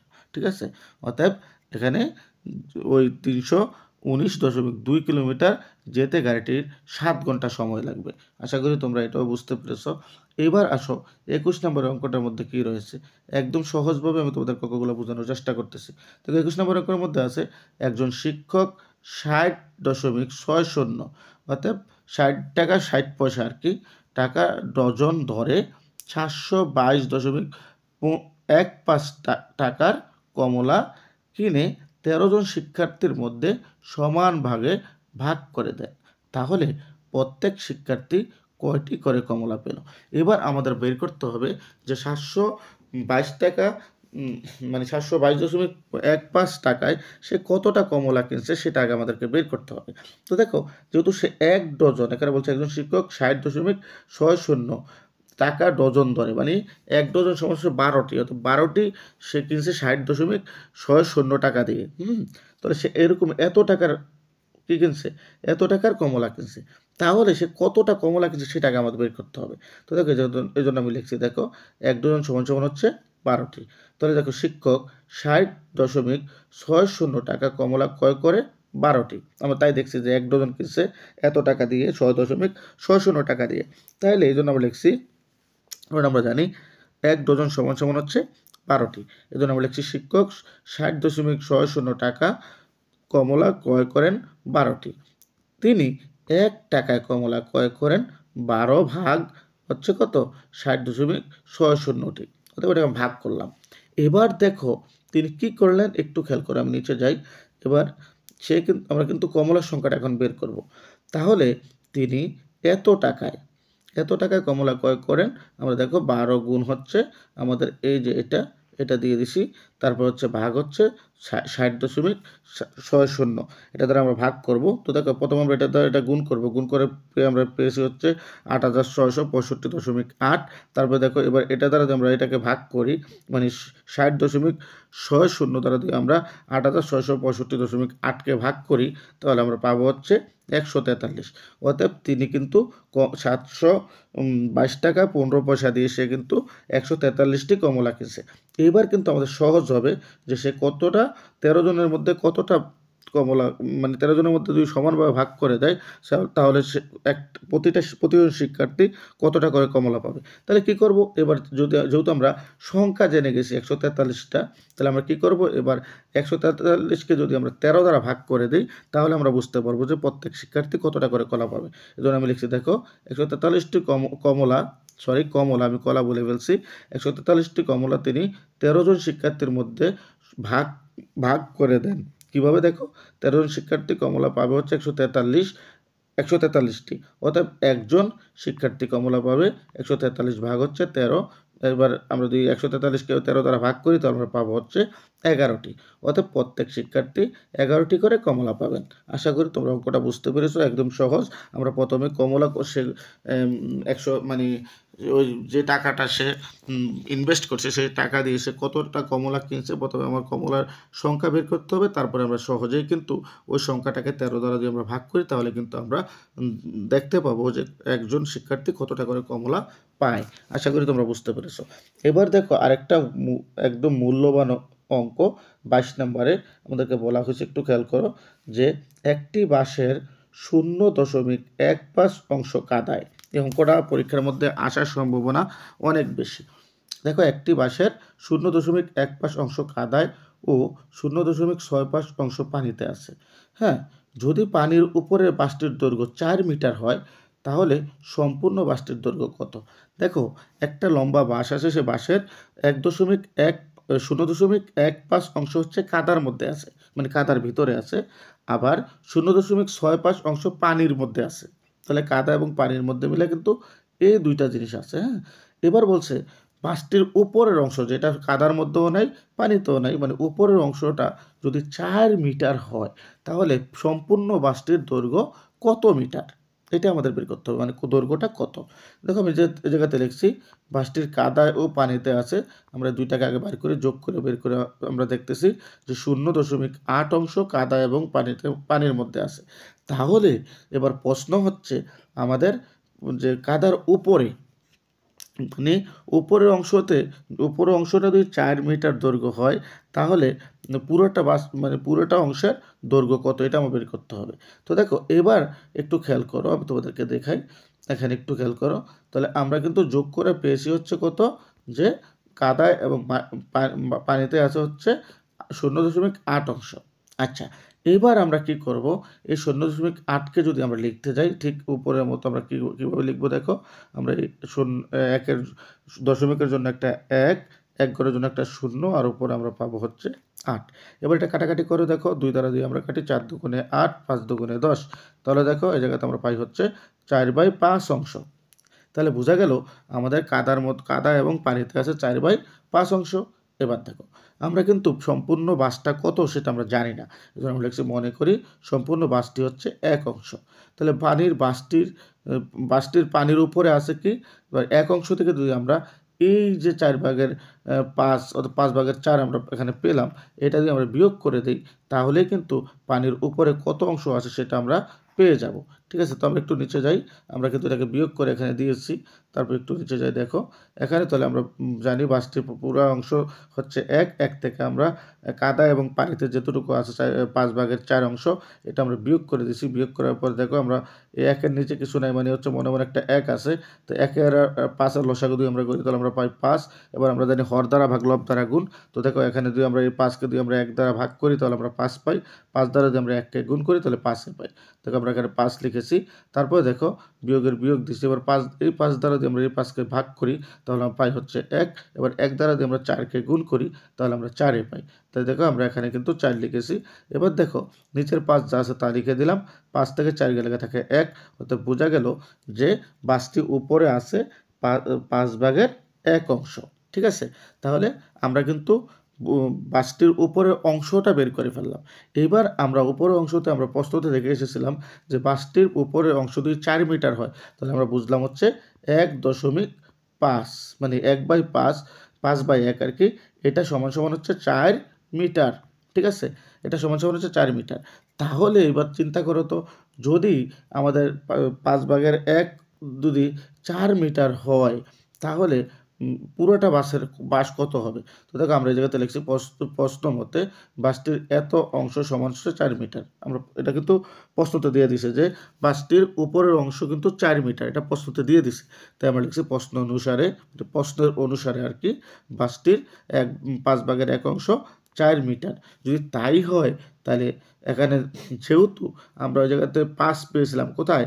আমরা কিন্তু ওই জায়গাতে বাদবাকিটা যা পেয়েছিলাম, তো দেখো বাসটির 1 অংশ হচ্ছে, তো আমরা পাইছি এখানে 4 গুণ 5/1। এটা কিভাবে হলো সেটা আমি তোমাদেরকে একটু বুঝিয়ে বলতেছি। দেখো তাহলে এটা যদি এই হয়, তাহলে 4 মিটার যদি হয়, একটু খেয়াল করো।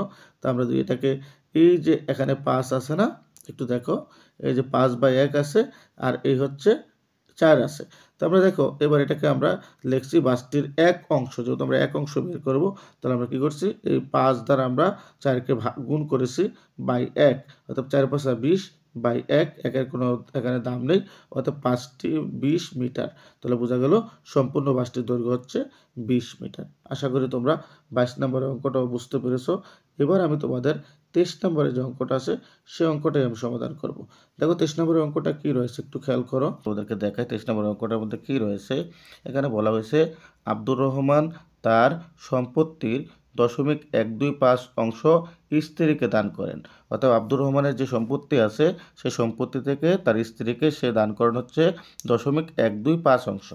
বাকি সম্পত্তির 0.50 অংশ পুত্রকে এবং 0.25 অংশ কন্যাকে দেওয়ার পর তিনি দেখলেন যে তার অবশিষ্ট সম্পত্তির মূল্য হচ্ছে 3,15,000 টাকা। আব্দুর রহমানের সম্পত্তির মোট মূল্য কত? আমি যদি তোমাদেরকে একটু বুঝাই, এখানে আব্দুর রহমানের যে সম্পত্তিটা ছিল সেই সম্পত্তির থেকে সে তার স্ত্রীকে দিয়েছে হচ্ছে 0.125 অংশ, তার পুত্রকে দিয়েছে 0.50 অংশ, এবং তার মেয়েকে দিয়েছে অর্থাৎ তার কন্যাকে দিয়েছে 0.25 অংশ। তাহলে এই সম্পত্তি দেওয়ার পরও সে দেখলো যে তার অবশিষ্ট সম্পত্তির যা রয়েছে তার মূল্য হচ্ছে 3,15,000 টাকা।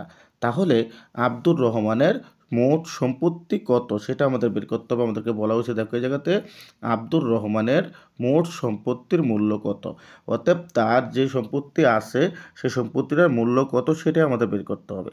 তো দেখো আমরা কিন্তু জানি না আব্দুর রহমানের কতটুকু সম্পত্তি আছে, এজন্য আমরা লিখে দিছি। দেখো এখানে মনে করি আব্দুর রহমানের মোট সম্পত্তি হচ্ছে ক অংশ। যেহেতু আমরা জানি না তাই আমরা আব্দুর রহমানের মোট সম্পত্তি ক অংশ দিয়েছি। তাহলে দেখো আব্দুর রহমানের মোট সম্পত্তি হচ্ছে ক অংশ।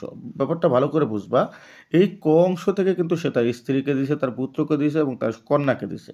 তাহলে এবার আমরা দেখব সে তার স্ত্রীকে কতটুকু অংশ দিল। দেখো তাহলে আমরা লিখতে পারি, অতএব আব্দুর রহমান তার স্ত্রীকে দেন ক এর এত অংশ, কারণ আব্দুর রহমানের মোট সম্পত্তি কিন্তু ক অংশ আমরা ধরে নিয়েছিলাম। তাহলে ক থেকে সে কী করছে, ক মানে পূর্ণ অংশটা আর কি, তো ক থেকে সে কিন্তু 0.125 অংশ তার স্ত্রীকে দিয়েছে। তাহলে যেহেতু তার স্ত্রীকে দিয়েছে, তাহলে সেটা কীভাবে আমরা লিখতে পারি যে 0.125 অংশ, এটাকে আমরা লিখতে পারি, দেখো এই দশমিকের জন্য হচ্ছে একটা 1, আর এই যে পরে 3টা ঘর আছে 1, 2, 5, এর জন্য 3টা শূন্য আমরা দিয়ে দিলাম। তারপর দেখো উপরে আমাদের 125 আমরা বসিয়ে দিব, তখন দশমিকটা আমরা উঠে গেল, যেহেতু আমরা দশমিকের জন্য এখানে একটা 1 নিছি, তাহলে এখানে দশমিকটা উঠে গেল। তাহলে এবার দেখো এবার দিয়ে আমরা এটা কাটাকাটি করে দেখো 125 125 আর 8 125 হচ্ছে 1000।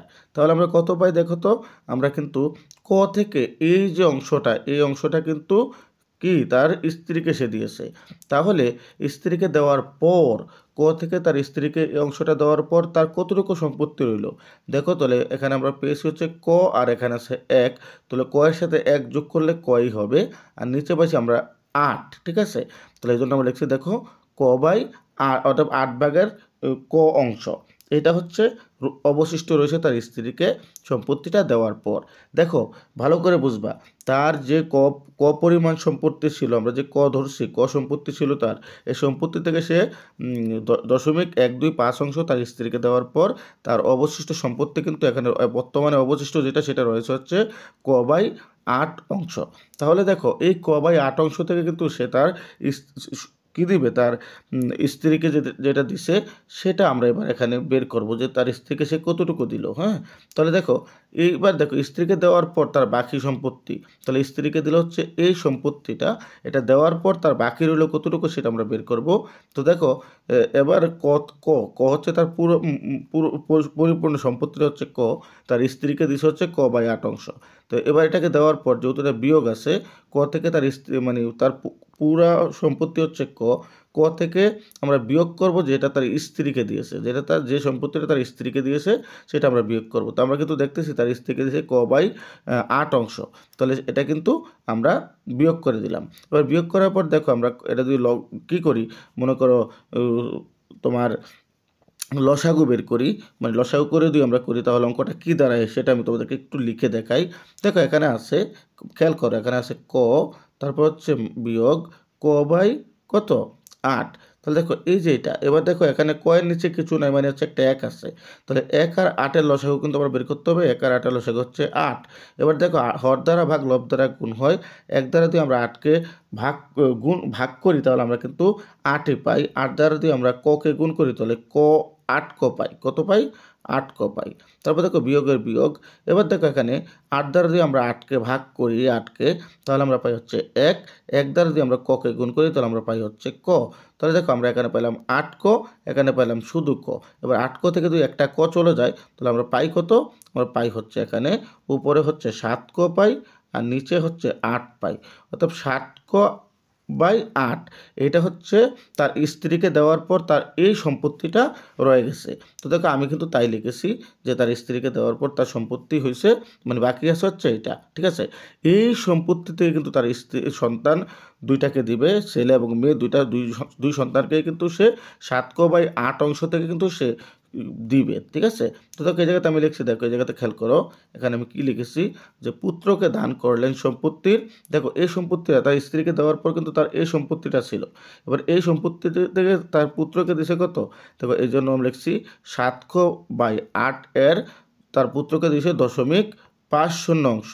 তাহলে এবার 0.50কে আমরা লিখতে পারি কি, দশমিকের জন্য একটা 1 আর দুইটা ঘরের জন্য দুইটা শূন্য আর উপরে হচ্ছে 50। অর্থাৎ এবার আমি যদি কাটাকাটি করে দেখো 50 একে 50, 50 দুগুণে 100, তাহলে আমরা পাই হচ্ছে হাফ। দেখো এখানে আমরা এখানে এই জায়গাতে আমরা পেয়েছি কত, হাফ।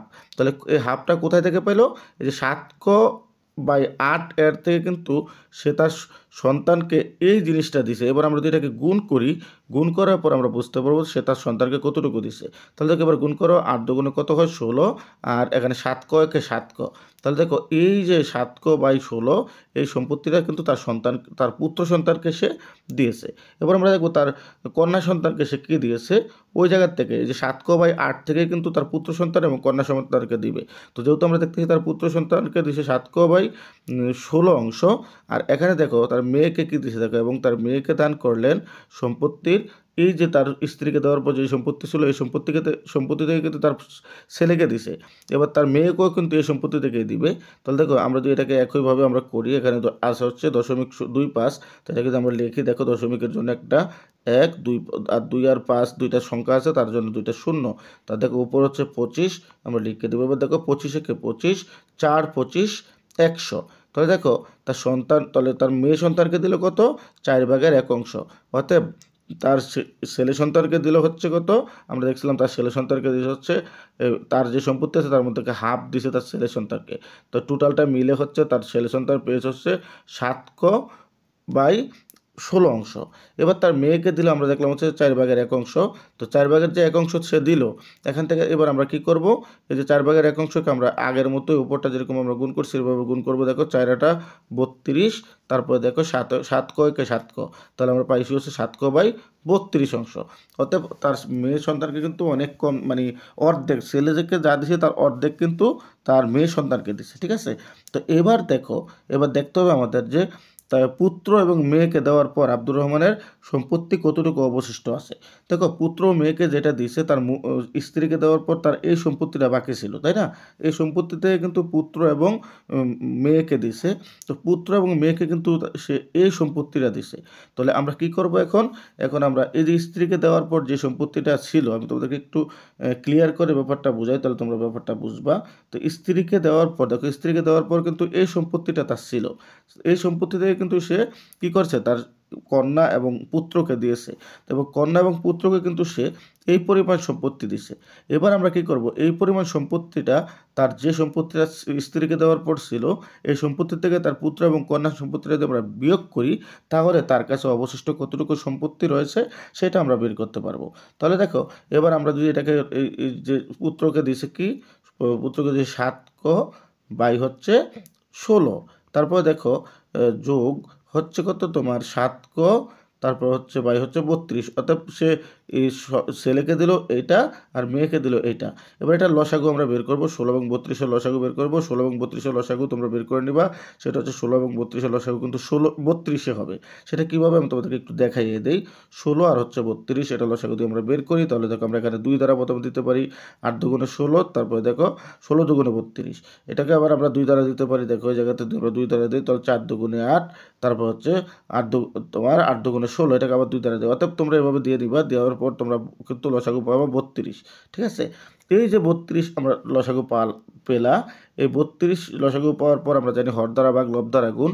এটা কিন্তু আমি তোমাদেরকে এই লসাগু সংক্রান্ত মানে এই ব্যাপারগুলো আমি কিন্তু তোমাদেরকে 1.1 এবং 1.23 এগুলোতে আমি কিন্তু করিয়ে এসেছি, অনুশীলনীগুলো তোমরা দেখে আসলে তোমরা বুঝতে পারবা।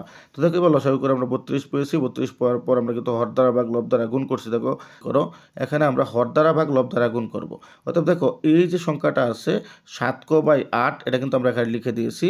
এবার আমরা হর দ্বারা ভাগ লব দ্বারা গুণ করলে কি হয়, দেখো এই যে 16 আছে, এই 16 দ্বারা আমরা 32কে কী করবো, ভাগ করব। ভাগ যদি করি আমরা, দেখো 16 দুগুণে 32, আমরা পাই হচ্ছে 2। 2 দ্বারা যদি আমরা 7 ককে গুণ করি, তাহলে আমরা পাই হচ্ছে 14 ক। 7 দুগুণে 14 আর কয়ের ক। তারপর দেখো যোগের যোগ আমরা এখানে দিয়ে দিয়েছি। তারপর দেখো 32 দ্বারা 32কে যদি আমরা ভাগ করি, তো আমরা পাই হচ্ছে 1। 1 দ্বারা যদি আমরা 7 ককে গুণ করি, তো আমরা 7 কই পাই। তাহলে দেখো আমরা কিন্তু হর দ্বারা ভাগ লব দ্বারা গুণ করে আমরা এই সংখ্যাটা পেয়েছি। এবার দেখো আমি নিচে চলে যাই, এখানে কি বলা হয়েছে, তাহলে এবার আমরা পেলাম হচ্ছে এটা। এবার 14 ক এটা যা আছে তা কিন্তু আমরা বসিয়ে দিয়েছি, 7 ক বাই 8 এটা আমরা বসাই দিয়েছি। এবার আমরা কি করব, 14 ক এবং 7 ক যোগ করব। যোগ করার পর আমরা পেয়েছি 21 ক বাই হচ্ছে 32। অর্থাৎ আমরা কিন্তু ছেলে এবং মেয়েকে যে অংশটা দিয়েছে, সেই অংশটা কিন্তু আমরা স্ত্রীকে দেওয়ার পর যে সম্পত্তিটা আছে, এই সম্পত্তিটা থেকে ছেলে মেয়ের সম্পত্তিটাকে বাদ দিব। তাহলে আমরা ক্যালকুলেশন করে দেখলাম যে ছেলে মেয়েকে মোট সম্পত্তি দিয়েছে হচ্ছে 21 ক বাই হচ্ছে 32। এটা হচ্ছে ছেলে এবং মেয়েকে দিয়েছে এই সম্পত্তিটা, ঠিক আছে? এটা এবার আমরা কি করব, এই সম্পত্তিটাকে তার স্ত্রীকে দেওয়ার পর যে সম্পত্তিটা আছে, এই সম্পত্তিটার থেকে আমরা ছেলে এবং মেয়ের সম্পত্তিটা বিয়োগ করব। তারপরে দেখো আমরা দেখেছিলাম যে স্ত্রী এবং স্ত্রীকে দেওয়ার পর আব্দুর রহমানের সম্পত্তি কিন্তু এটা ছিল। এবার এটা থেকে সে কন্যা এবং পুত্রকে কিন্তু এই সম্পত্তিটা দিয়েছে, এই সম্পত্তিটা। তাহলে আমরা এই সম্পত্তিটা এখন বিয়োগ করব। একইভাবে আমরা উপরে যেরকমভাবে লসাগু করছি, এখানেও আমরা 8 এবং 32-এর লসাগু করব। 8 এবং 32-এর লসাগু করলে আমরা 32-এ পাবো। 32 পাওয়ার পরে আমরা কি করব, এবার আমরা হর দ্বারা ভাগ লব দ্বারা গুণ করবো। এবার এই 8 দ্বারা যদি আমরা 32-এ গুণ করি, তাহলে আমরা জানি 4 32। এবার 4 2 32 হয়, তাহলে আমরা পাইলাম হচ্ছে 4। 4 দ্বারা যদি আমরা 7কে গুণ করি, তাহলে 4 7 28 ক।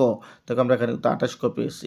তারপরে দেখো মাইনাসের মাইনাস, তারপরে দেখো এই জায়গাতে আবার 32 দ্বারা 32কে যদি আমরা ভাগ করি, তাহলে পাই হচ্ছে 1।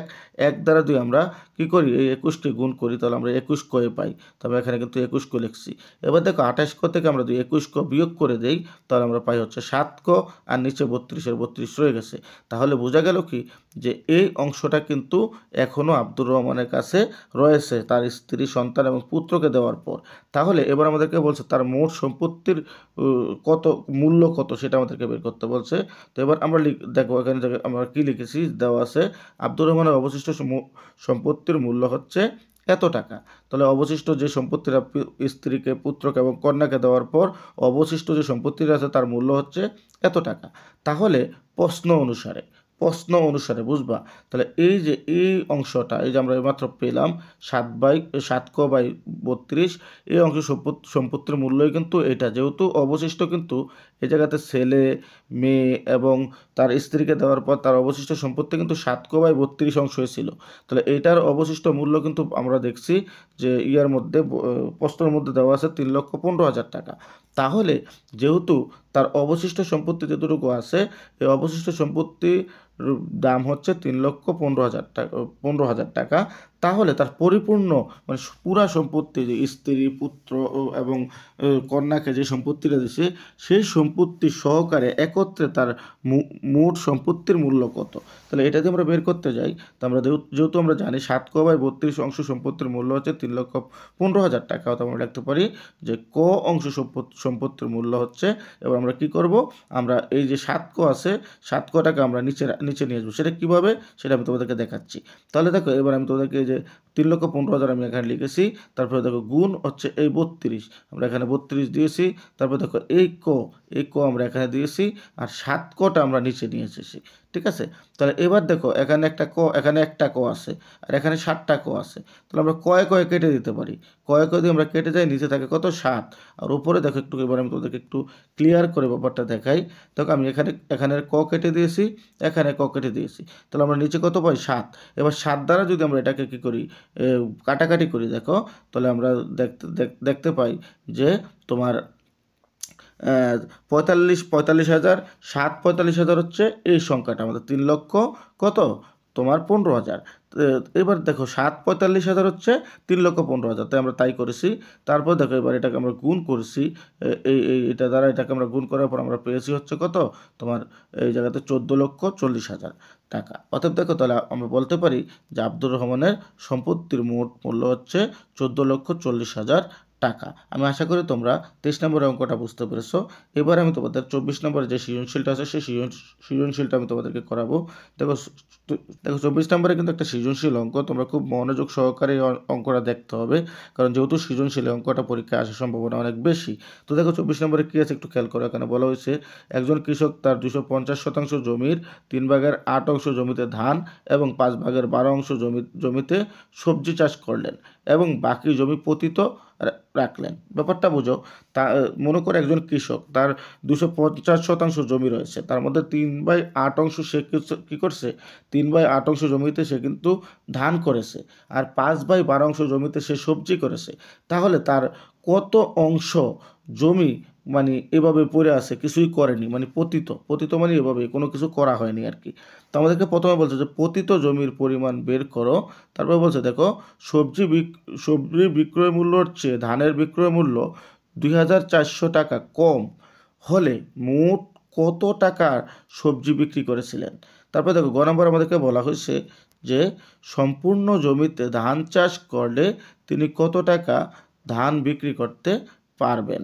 তো দেখো, এই প্রত্যেকটা অঙ্ক আমি নিচে সমাধান করে রেখেছি, তাই আমি 3টা প্রশ্নের উত্তর তোমার প্রশ্ন এখানে বুঝাই দিয়ে গেলাম। তো দেখো, এবার নিচে চলে যাব, নিচে আমাদের অঙ্কটাতে আমি চলে যাই। আমাদের অঙ্কটা কোথায় আছে দেখো, আমাদেরকে প্রথম অঙ্কটা যেটা আছে যে কতটুকু জমি পতিত অবস্থায় আছে, মানে কোনো কিছুই করা হয়নি, সেটা আমাদের বের করতে হবে। তো দেখো একটু খেয়াল করো, এখানে আমি লিখছি কি, দেওয়া আছে কৃষকের মোট জমির পরিমাণ হচ্ছে 250%, যেটা আমরা কোথায় দেখে এসেছি, আমরা কিন্তু উদ্দীপকের মধ্যে দেখে এসেছি। তাহলে দেখো, তিনি ধান করেছেন, সে ধান আমরা দেখছি উদ্দীপকের মধ্যে সে ধান চাষ করেছে আর সবজি চাষ করেছে, আর বাকি জমিটা তার অবশিষ্ট যেটা, সেটা পতিত অবস্থায় আছে, মানে কিছুই সেখানে করা হয়নি। তাহলে আমরা এর জন্য লিখছি, দেখো দেওয়া আছে কৃষকের মোট সম্পত্তির পরিমাণ হচ্ছে 250%, যেটা উদ্দীপকের মধ্যে আমরা পেয়েছিলাম। তো তিনি ধান করলেন, এবার ধান কতটুকু করেছে, কত শতাংশ করেছে সেটা আমাদের বের করতে হবে। সবজি কত শতাংশ করেছে সেটা আমাদের বের করতে হবে। তারপর ধান এবং সবজি একত্র করে যোগ করে তার মূল সম্পত্তি থেকে আমরা অর্থাৎ 250% সম্পত্তি থেকে যদি ধান এবং সবজির যেটা আমরা বাদ দিয়ে দিই, তাহলে তার পতিত অংশটা বেরিয়ে যাবে। তো দেখো, এখানে আমরা দেখছি তিনি ধান চাষ করেছেন কত, এই 250-এর, মানে তার তো মোট পরিমাণ হচ্ছে 250, মোট জমির পরিমাণ 250%।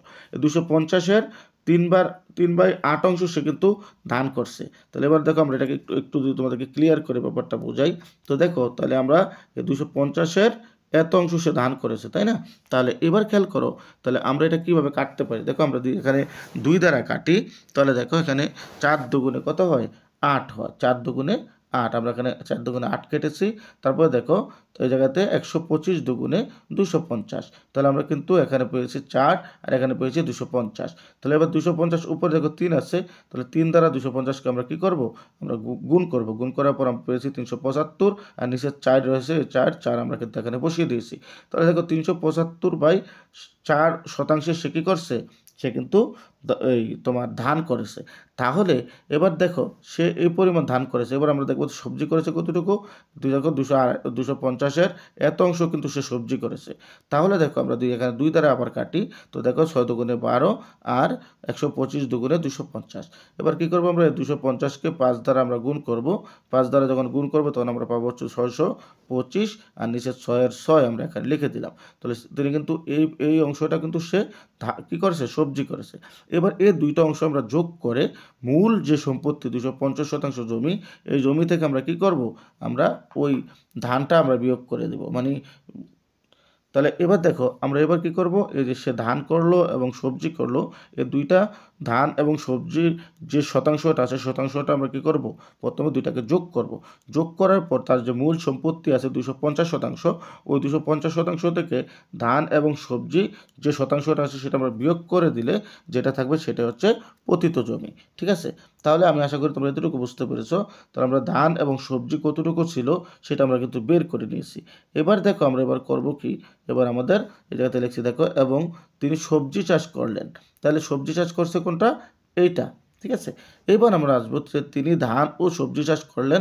এ দেখো ধান করছে 375/4 প্লাস হচ্ছে সে সবজি করছে 625/6, তো এটাকে আমরা যোগ করে দিলাম। যোগ করলে দেখো একইভাবে আমরা এখানে 4 আর 6 লসাগু বের করবো। 4 আর 6 লসাগু হচ্ছে 12। এবার আমরা জানি হর দ্বারা ভাগ লব দ্বারা গুণ। তো দেখো এবার আমরা 4 দ্বারা 12কে আমরা ভাগ করি, তাহলে 3 4 12 3 পাই। 3 দ্বারা আমরা 375কে গুণ করি, তাহলে আমরা পাই হচ্ছে 1125। তারপরে দেখো আবার এই প্লাসের মানে যোগের যোগ আমরা এখানে দিয়ে দিয়েছি। তারপরে দেখো এবার 6 দ্বারা আমরা 12কে ভাগ করি, তাহলে আমরা পাই 6 দুগুণে এবার আমরা পাই 2। 2 দ্বারা আমরা 625কে গুণ করি, তাহলে আমরা পাই হচ্ছে 1250। তাহলে এবার আমরা কি করব, আমরা দেখো 12 নিচের 12 আমরা লিখে দিয়েছি। এবার 1125 যোগ হচ্ছে 1250, যেটাকে আমরা যোগ করে পেয়েছি হচ্ছে 2375। তাহলে দেখো এই যে 2375/12 এই শতাংশ জমিটা হচ্ছে সে ধান এবং সবজি করেছে। এবার এই সম্পত্তিটা যদি আমরা তার 250, সে 250% জমি থেকে যদি আমরা কি করে দেই, বাদ দিয়ে দেই, তাহলে কিন্তু আমাদের পতিত জমি বেরিয়ে যাবে। তো আমরা একটু নিচে যাই দেখি আমাদের কি অবস্থা। একদম সহজভাবে আমি তোমাদেরকে বোঝানোর চেষ্টা করতেছি। তো দেখো আমরা কিন্তু ধান এবং সবজি সে চাষ করেছে, এত অংশ সেটা আমরা বের করেছি। এবার সে যেহেতু আমাদের পতিত জমির পরিমাণ বের করতে হবে, তাহলে আমি লিখছি অতএব পতিত জমির পরিমাণ হচ্ছে, তার মূল সম্পত্তি ছিল 250%, তারপর থেকে আমরা এইটা বিয়োগ করে দিব কত, যেটা ধান এবং সবজি করেছে সেটা বিয়োগ করে দিব। বিয়োগ করলে আমাদের তার পতিত সম্পত্তিটা বেরিয়ে যাবে। তো আমরা একইভাবে এখানে 250-এর নিচে কিছু না, মানে একটা 1 আছে। এবার 1 আর 12 লসাগু আমরা কিন্তু 12 পেয়েছি। এবার দেখো 12 আমরা জানি হর দ্বারা ভাগ লব দ্বারা গুণ। তো এবার একটু খেয়াল করো, একবারে ওই আগের মতোই হর দ্বারা ভাগ আমরা লব দ্বারা গুণ করব। তো দেখো 12-এর নিচে মনে মনে কিছু 250-এর নিচে মনে মনে কিছু নেই, মানে একটা 1 আছে। তো আমরা যদি 1 দ্বারা 12কে ভাগ করি, তাহলে আমরা 12 পাই। 12 দ্বারা আমরা 250কে যদি গুণ করি, তাহলে আমরা পাই হচ্ছে 3000। তারপর দেখো বিয়োগের বিয়োগ আমরা এখানে দিয়ে দিয়েছি। তারপর দেখো এবার 12 দ্বারা যখন আমরা 12কে ভাগ করব, তাহলে আমরা পাই হচ্ছে 12কে 12 1 পাই। 1 দ্বারা যখন আমরা 2375কে গুণ করব, তাহলে আমরা কিন্তু এই সংখ্যাটাই পাই। এবার দেখো 3000 থেকে যদি আমরা 2375 বিয়োগ করি, তো আমরা পাই হচ্ছে 625, নিচে 12 রয়েছে। এবার দেখো যেহেতু এটা একটা কি তোমার অপ্রকৃত ভগ্নাংশ, কারণ আমরা জানি যার হর বড় লব ছোট সেটা হচ্ছে প্রকৃত ভগ্নাংশ, আর যার লব বড় হর ছোট সেটা হচ্ছে অপ্রকৃত ভগ্নাংশ। তো আমরা কিন্তু এখানে দেখতেছি যে এখানে লবটা হচ্ছে 625 আর হরটা হচ্ছে 12। তো যেহেতু লব বড়, তাহলে এটা একটা অপ্রকৃত ভগ্নাংশ। এবার আমরা কি করব, 12 দ্বারা 625কে ভাগ করব। 12 দ্বারা 625কে যদি আমরা ভাগ করি, তো আমরা পাবো হচ্ছে 52 সমস্ত 1/12%। অর্থাৎ এই শতাংশ জমিটা হচ্ছে তার পতিত অবস্থায় রয়েছে। তারপর এবার আমি খ নম্বর অঙ্কটা চলে যাবো। দেখো খ নম্বর অঙ্কটার মধ্যে কী রয়েছে, একদম সহজভাবে অঙ্কটাকে বুঝাই। তো খ নম্বরে আমাদের অঙ্কটা বলা হয়েছিল যে সবজি বিক্রয় মূল্য হচ্ছে ধানের বিক্রয় মূল্য বেশি হচ্ছে কত 2400 টাকা, মানে কম। তাহলে সবজি বিক্রয় মূল্য হচ্ছে ধানের বিক্রয় মূল্য 2400 টাকা হচ্ছে কম, ঠিক আছে। সুতরাং সবজির বিক্রয় মূল্য ধানের বিক্রয় মূল্য হচ্ছে এত টাকা বেশি। তাহলে এখানে কি বুঝলাম আমরা, যে সবজির বিক্রয় মূল্য হচ্ছে ধানের বিক্রয় মূল্য হচ্ছে 2400 টাকা কম, মানে 2400 টাকা কম। মানে সবজি যা বিক্রি করে তার চেয়ে ধানের বিক্রি মূল্যটা কম, কিন্তু সবজির বিক্রয় মূল্য কিন্তু বেশি এখানে বলছে। সুতরাং সবজির বিক্রয় মূল্য ধানের বিক্রয় মূল্য হচ্ছে 200, মানে এক কথায় আমি তোমাদেরকে বোঝাতে পারি যে ধানের বিক্রয় মূল্য হচ্ছে যত কম, সবজির বিক্রয় মূল্য তত বেশি। আমরা দেখতেছি যে ধানের বিক্রয় মূল্য হচ্ছে 2400 টাকা কম, আর এখানে আমরা দেখতেছি যে সবজির বিক্রয় মূল্য 2400 টাকা বেশি। এখন সবজির জমির পরিমাণ ধানের জমির পরিমাণের চেয়ে বেশি, তাহলে বোঝা গেল অবশ্যই বেশি, যেহেতু তার দাম বেশি। তাহলে এবার দেখো, এবার আমরা কী করব, আমরা এবার এই একদম ইজিভাবে আমরা যে দেখছি যে সে ধান এবং সবজি করেছে, আমরা দেখো এই জায়গাতে কিন্তু আমরা সবজি থেকে ধানটা বিয়োগ করে দেব। হ্যাঁ, তাহলে আমরা এই জায়গাতে দেখো বিয়োগ করে দিলাম, ওই যে দুইটা উদ্দীপকে আছে, তোমরা উদ্দীপকটা উপরে গেলে দেখবা। বিয়োগ করার পর আমরা পেয়েছি হচ্ছে, আমরা জানি হর দ্বারা ভাগ লব দ্বারা গুণ, প্রথমে আমরা 12 এবং 8-এর লসাগু বের করছি 24। এবার আমরা হর দ্বারা ভাগ লব দ্বারা গুণ দিয়ে করি, যেমন মনে করো 12 দ্বারা যদি আমি 24কে ভাগ করি, তাহলে আমরা 12 দুগুণে 24 আমরা পাই হচ্ছে 2। 2 দ্বারা আমরা কী করবো, এখানে এই যে লব আছে লবকে আমরা গুণ করব 5, তাহলে 5 দুগুণে 10 আমরা পেয়ে গেলাম। তারপরে দেখো এবার 8 দ্বারা যদি আমি এই 24কে ভাগ করি, তাহলে দেখো 3 8 24, তাহলে আমরা পাই হচ্ছে 3। তারপরে দেখো এবার ওই জায়গাতে লব আছে 3, 3 তারিখে আমরা পাই হচ্ছে 9, লিখছি 9। দেখো এবার এই জায়গাতে 10 থেকে 2 9 চলে যায়, তাহলে থাকে হচ্ছে 1, আর ওর নিচে হচ্ছে 24, অর্থাৎ দেখো 1/24 অংশ, ঠিক আছে। তাহলে এবার দেখো, এবার একটু খেয়াল করো, এখানে আমি লিখছি যে 1/24 অংশ জমি সবজি বিক্রি করেন এত টাকা। তাহলে দেখো 1/24 অংশ, অর্থাৎ 24-এর 1 অংশ আর কি, 24-এর 1 অংশ সে সবজি বিক্রি করেন হচ্ছে এত টাকা, মানে 2400 টাকা।